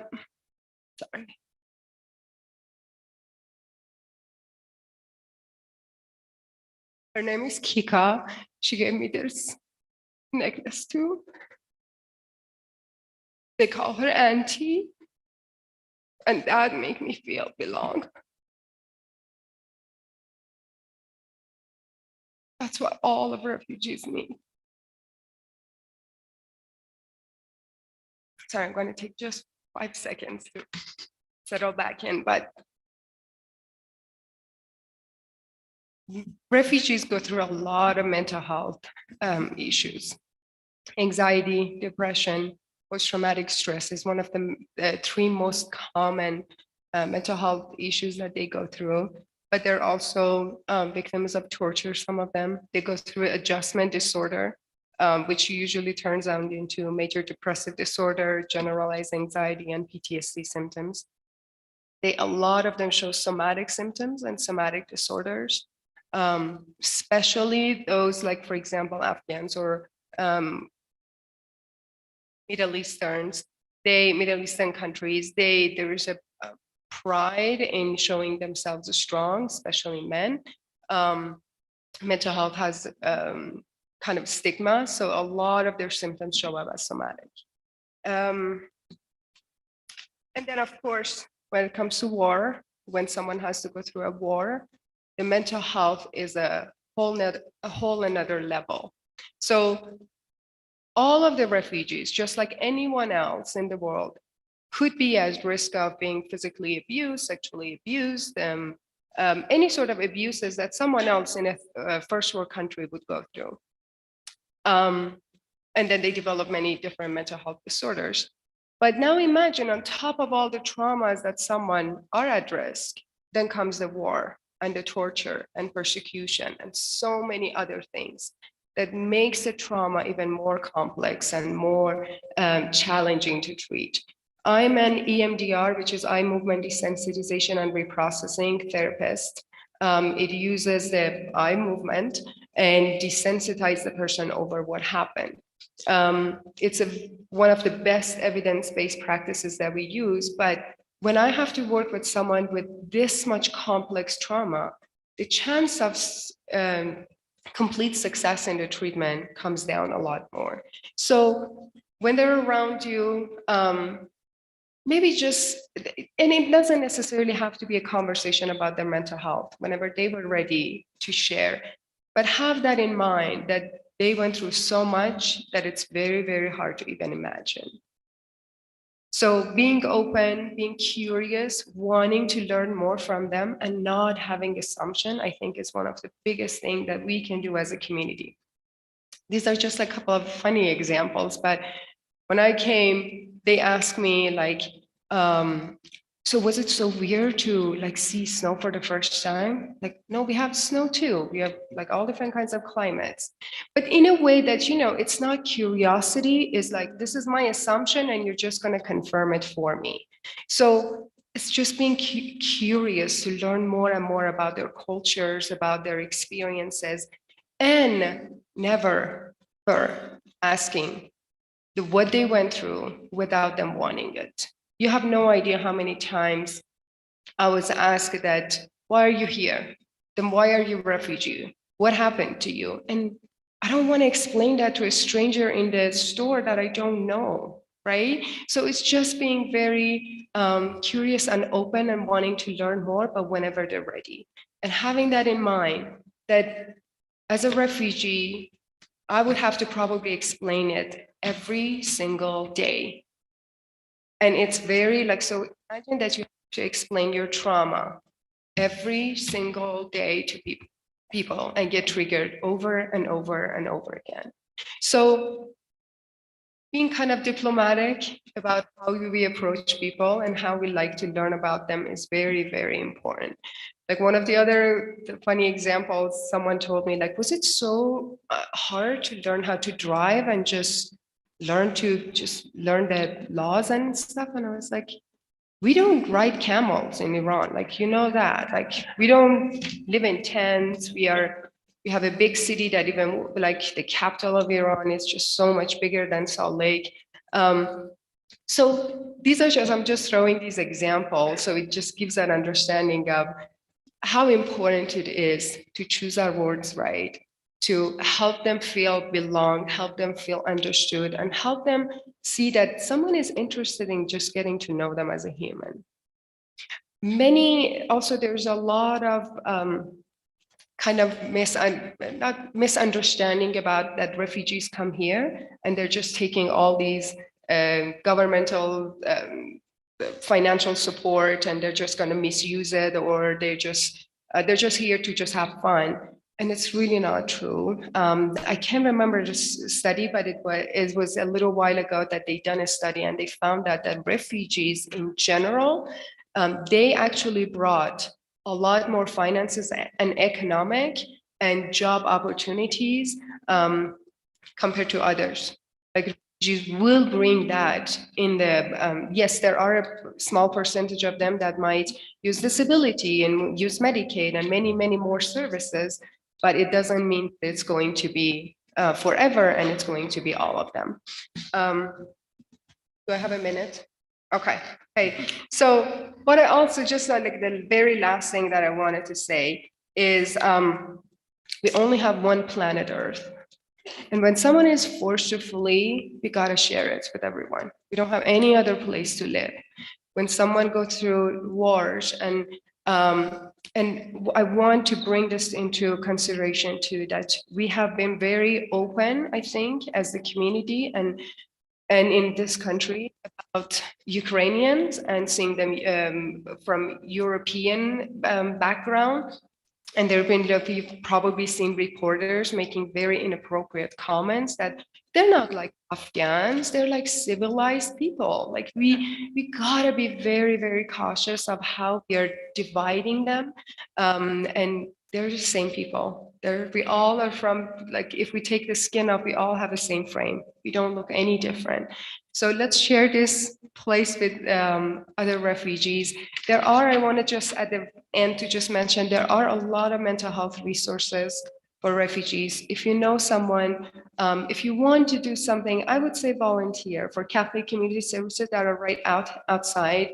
They're a great agency for resettlement. They provide a lot of services for refugees. They're also Asian Association of Utah. There is Utah Health and Human Rights, University of Utah, where I work, and Huntsman Mental Health Institute, which is also my employer. University Neighborhood Partners, the Refugee Center, Valley Behavioral Health, Summit Community Counseling, and many more. So there are a lot more out there. And if you don't know, I would say just you can reach out to, again, CCS, Catholic Community Services, or IRC, International Rescue Committee. But thank you so much for the time. Sorry I got emotional. It's been such an amazing program, and I really appreciate everyone putting this together.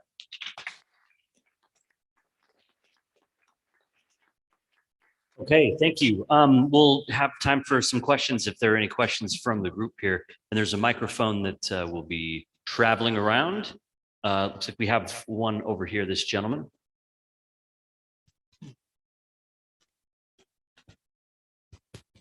Thank you all for your time. This is a question to any of you. How do you see this ending less poorly in the absence of huge international escalation involvement?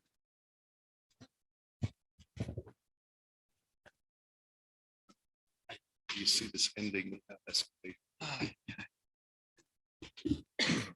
Wow, well, that's a tough question.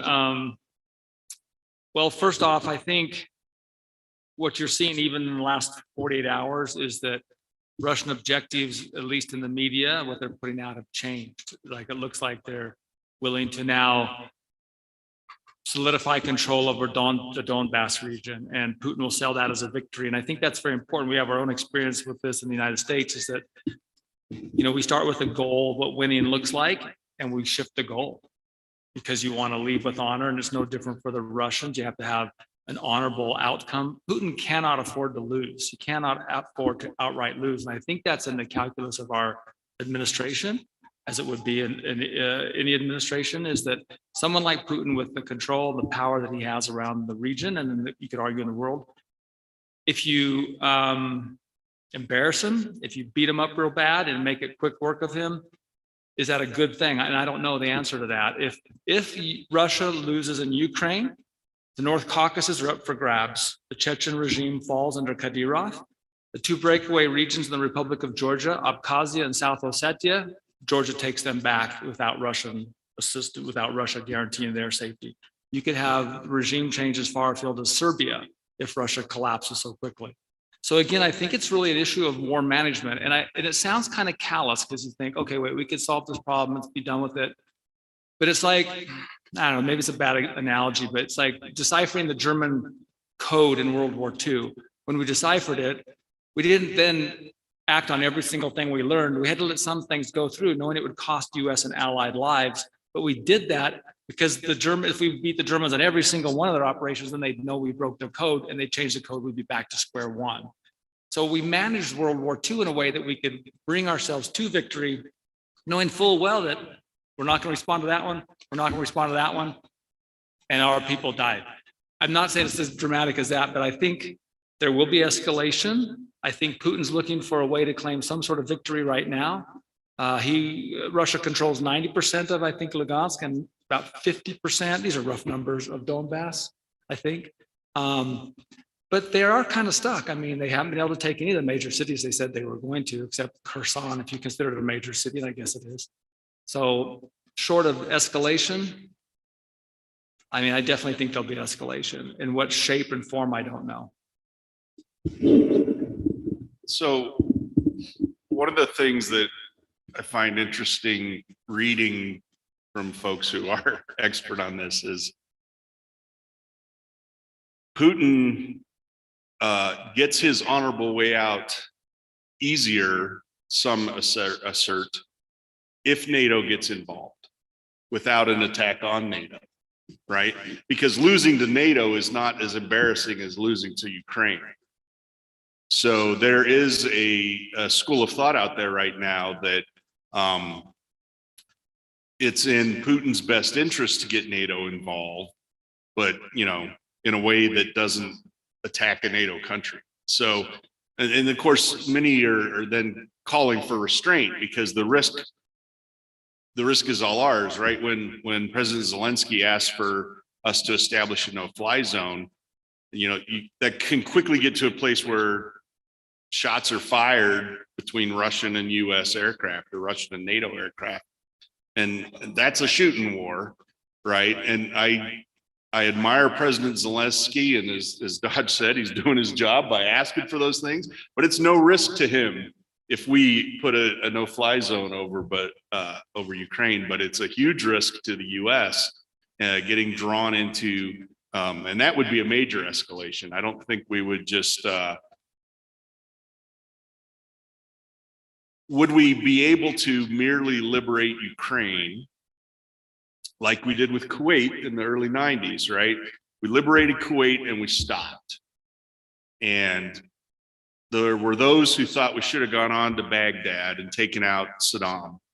But the military objective was liberate Kuwait. We did that, we stopped there. There are those who argue, again, another school of thought, that people, dictators, if you don't fully ruin them, they're just gonna come back. And they're going to do these kinds of behaviors again. So, I don't know the answer. I think, though, that we have to be very careful. We as United States should be very careful and as callous as it sounds, ask what's in our best interest and how do we protect our national interests, and have to remember to base our decisions on that. Thank you. Any other questions?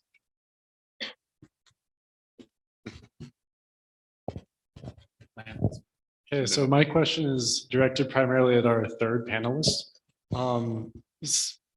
As of the beginning of this week, there were 10 million Ukrainians that were internally displaced in Ukraine, 3.5 million that had become refugees fled Ukraine, and 2 million of those at least have gone to Poland.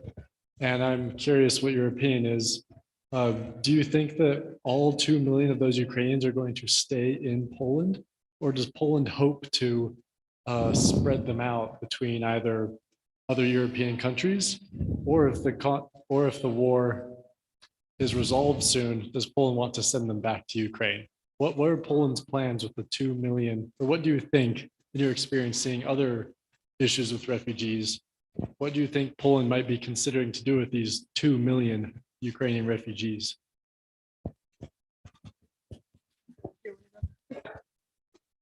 I can just briefly say, based on my experience with other refugees from other countries, my assumption is that they will be, maybe they accept some refugees, probably a few thousands, I don't know, maybe hopefully a couple of million, but depending on the resources of the country. But usually that country will turn out to be that, like for example, Turkey for me. So the secondary country that give them resources and prepare them until they can basically seek refugee status in other countries like in the US.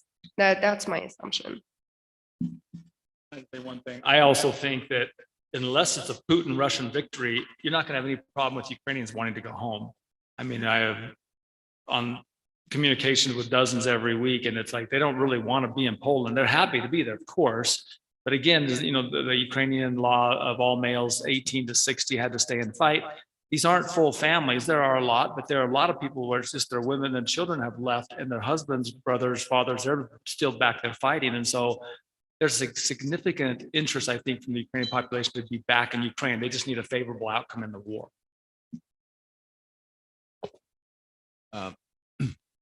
Can you tell us what you think Putin's original reason or rationale for going into Ukraine? Was it a larger thing that he wanted to expand the old, create the USSR one more time, or was he just worried about this country joining NATO or being a thorn on his flank?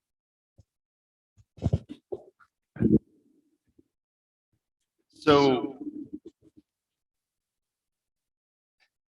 I think there were two pieces. One is, I do think he sees himself as the great reinstator of the Soviet Empire, and he wants to be remembered as that in history. And I also think, you know, he's been, as was pointed out in the cultural demonstration or presentation, he's been in power for a long time. Lukashenko in Belarus has been in power for a long time. Those people like power. And I think he sees a thriving democracy on his border as a threat to his power, because it shows his citizens that there's a different model. And it's not something that's happening over in Europe, in Paris. It's not just something that's happening in the Western Hemisphere. It's next door. And I think he feels threatened by that.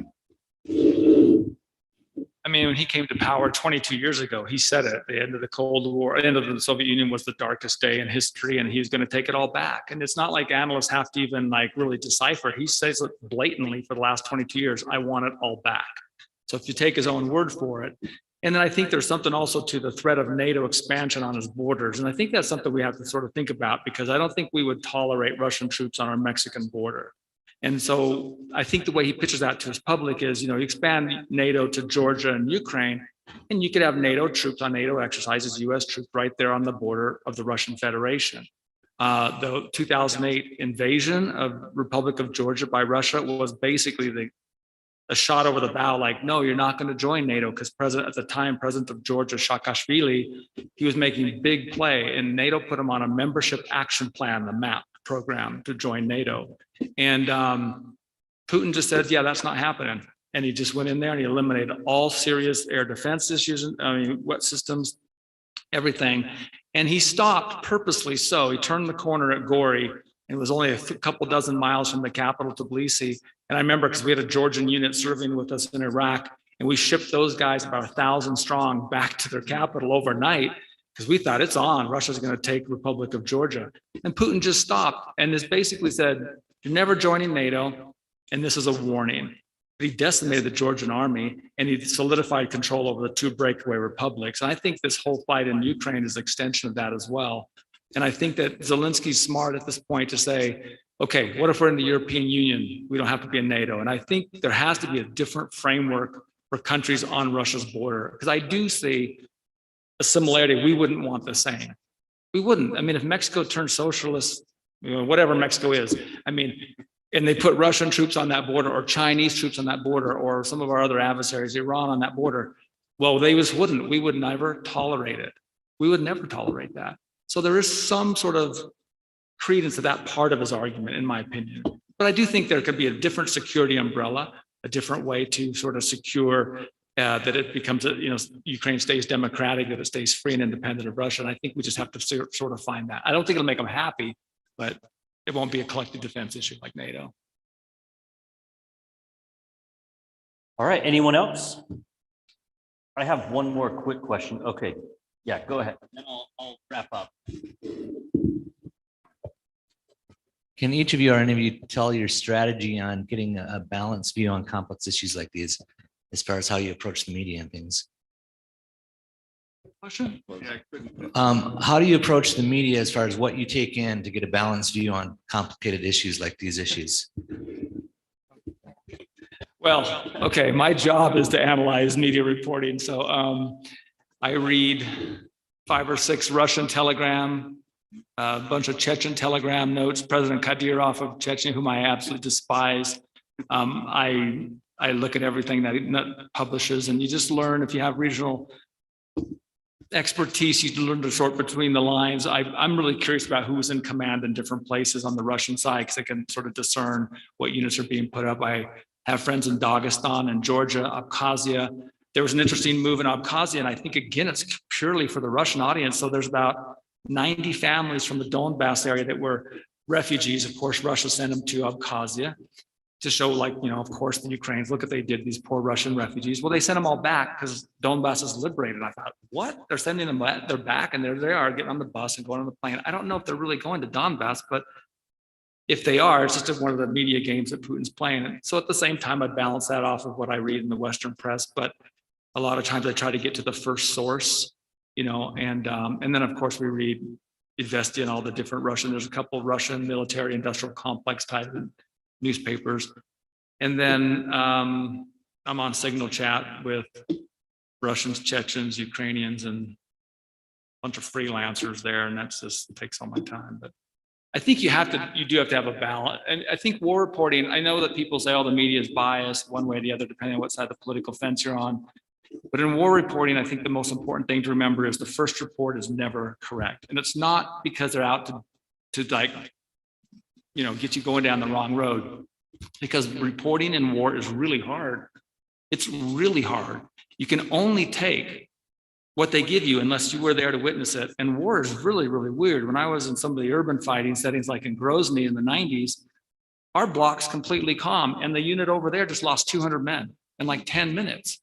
And I walk around the block and there's dead laying all over. I'm like, what happened here? Oh, you should, write this up. I don't even know what happened. It was only like 400 meters away. So it's really difficult sometimes. This will be the first war that's probably overcovered, frankly. I mean, everybody out there with a gun also has a GoPro on their helmet and a phone, and they're planning social media. The trouble is you have to figure out how to digest it. And so what I've really tried to do in the last couple of weeks is learn which ones are secondary and third sources and which ones are actually on the ground, and then that helps a little bit. But no, it's kind of messy to try to recover a conflict like this. For a generally good sort, like, if I don't have time for all that. Yeah, I know. For all that. Well, is there a source that you generally say, you have to take everything with a grain of salt, but generally responsible reporting comes from where? And I've seen some amazing articles from the Post, from the New York Times, from the Washington Journal. BBC always does a very good job.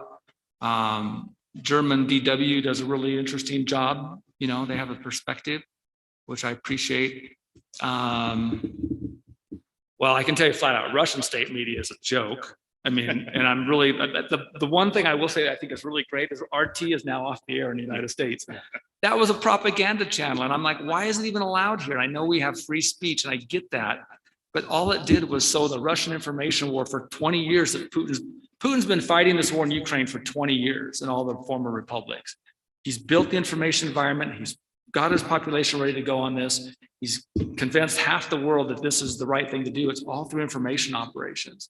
So I did watch RT religiously, actually, when it was here, just to sort out the BS that was on it. But I don't know. You don't have to read too many. I think a couple of the main ones. LA Times had a fantastic article about something I didn't see picked up anywhere else. So it's not really, I would just say your major credible investigative news sources are all going to be okay.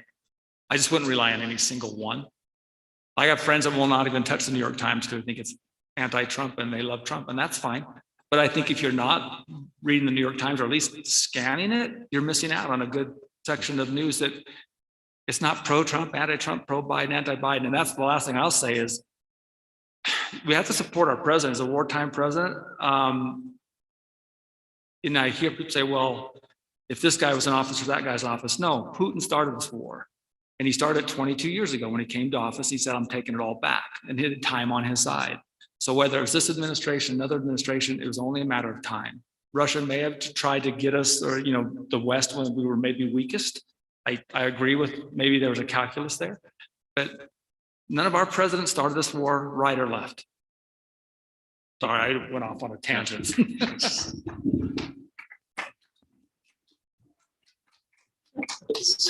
So I'll just give one example to back up the healthy skepticism notion.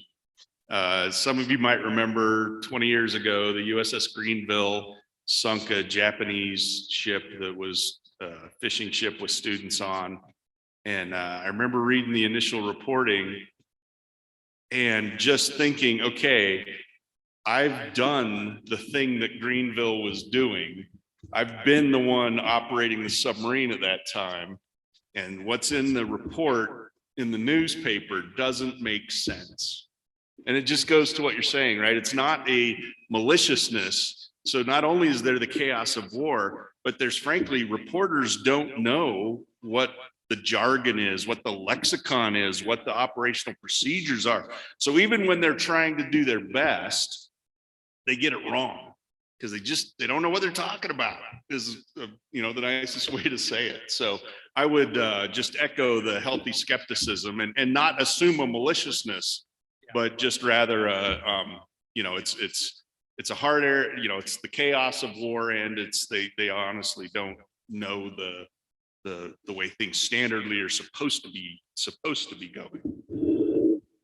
I would say one thing I learned from General Petraeus and General Mattis, and I spent time with both of them throughout the Iraqi and Afghan conflicts, is they were constantly saying, we tell our story to get our view out. And this is an interesting part because they don't pick and choose. They don't say, oh, I'm not going to follow the post because they're too left, or I'm not going to follow this because they're too right. They say, no, we want to get the story out to the American and to the Western population because our story, or the story of the Ukraine war, is going to be told. We want it to be told from our perspective. We saw that a lot in Afghanistan and Iraq. And again, that's why those generals that were so big on information operations, that was part of the whole doctrine, the counterinsurgency doctrine that they came up with around 2004, 2005 was you tell your story to anybody who'll tell it. Otherwise you leave it, in this case, in the Iraq case, you leave it to Al Jazeera to tell our story. That's probably not the story you want. So you don't haggle over sources in the US so far. You understand that some are going to be more right, some are going to be more left, some are going to consider themselves center, and everybody will have a subjective opinion on where these all fall, but you have to tell the story. Zelensky, again, is doing a fantastic job telling the story to the world. It's a little bit like every day, just keep begging for more stuff, I get it, but he has to do that. And like you mentioned, we have our own interests. We have to then take that in and understand why he's doing it and understand where our position is. But I think there's, Okay, the last thing that I want to ask of the panel, thank you, is, and then we'll wrap it up. Just a quick answer. What's one concrete thing that you would recommend that people in this room can do? Because it feels a little helpless sometimes sitting over here in the United States, in Utah, we feel safe. What's a concrete thing that you recommend that we can do in response to what's happening in Ukraine? You're in this room right now because Rhiannon was unsatisfied with my answer a month ago. She said, what can we do? I said, don't complain when gas prices go up. She said, that's not enough. And so she put this together. So, I would say find charities you trust to actually deliver to the victims and support them.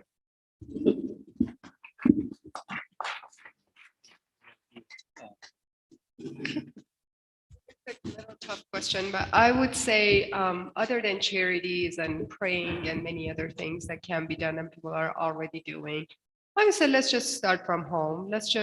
Because we are going, I really am assuming that we are going to have Ukrainian refugees in the US. And in Utah has been very welcoming to refugees. So let's just start with our own home. Let's start with our own community. Let's get to know refugees more and more so that we are more prepared to welcome the other ones that are coming.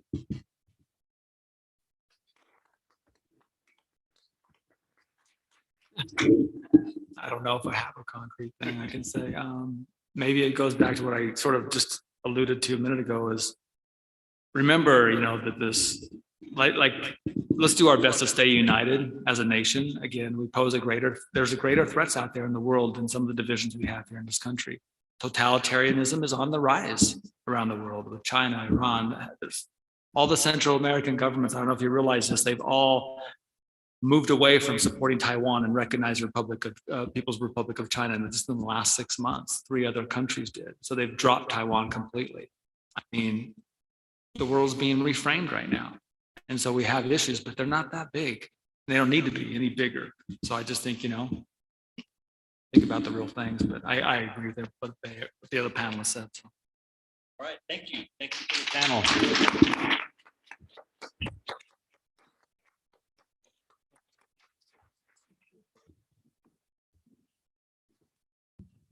I just want I just wanted to say thank you so much to our panelists. Can we give them one more round of applause? I really appreciate their willingness to donate their time and talents and expertise because obviously it's taken them many, many years and a lot of hours and a lot of time to develop the knowledge that they have now that they shared with us. So thank you so much. And we have a gift for you, so don't leave before we give that to you. Just wanted to say thank you everyone so much for being here. The fact that you're here is demonstrative, I don't know, of how much you care about the current issues. So thank you so much for being here. Before you leave, we do have refreshments. Direct Relief still has their table out there. They have that silent auction running with some pierogi dough and some other really awesome objects.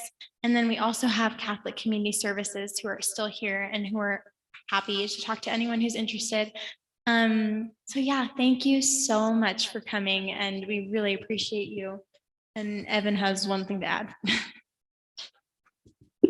There are tons of cookies, like take as many as you want and pierogies as well. Because if you don't take them, I'll eat all of them and I do not want to do that. So yeah, I just want to say, take them home to your families, grandkids, neighbors, whoever you need. And also just wanted to say from Direct Relief that their silent auction's going on till 9 p.m. tonight. So you can, if you want to share that with your neighbors and your social circles as well, we'll contact the winners to deliver any of the goods or services. So that's something that can spread beyond this little circle of people here. So. Thanks everyone. Goodbye.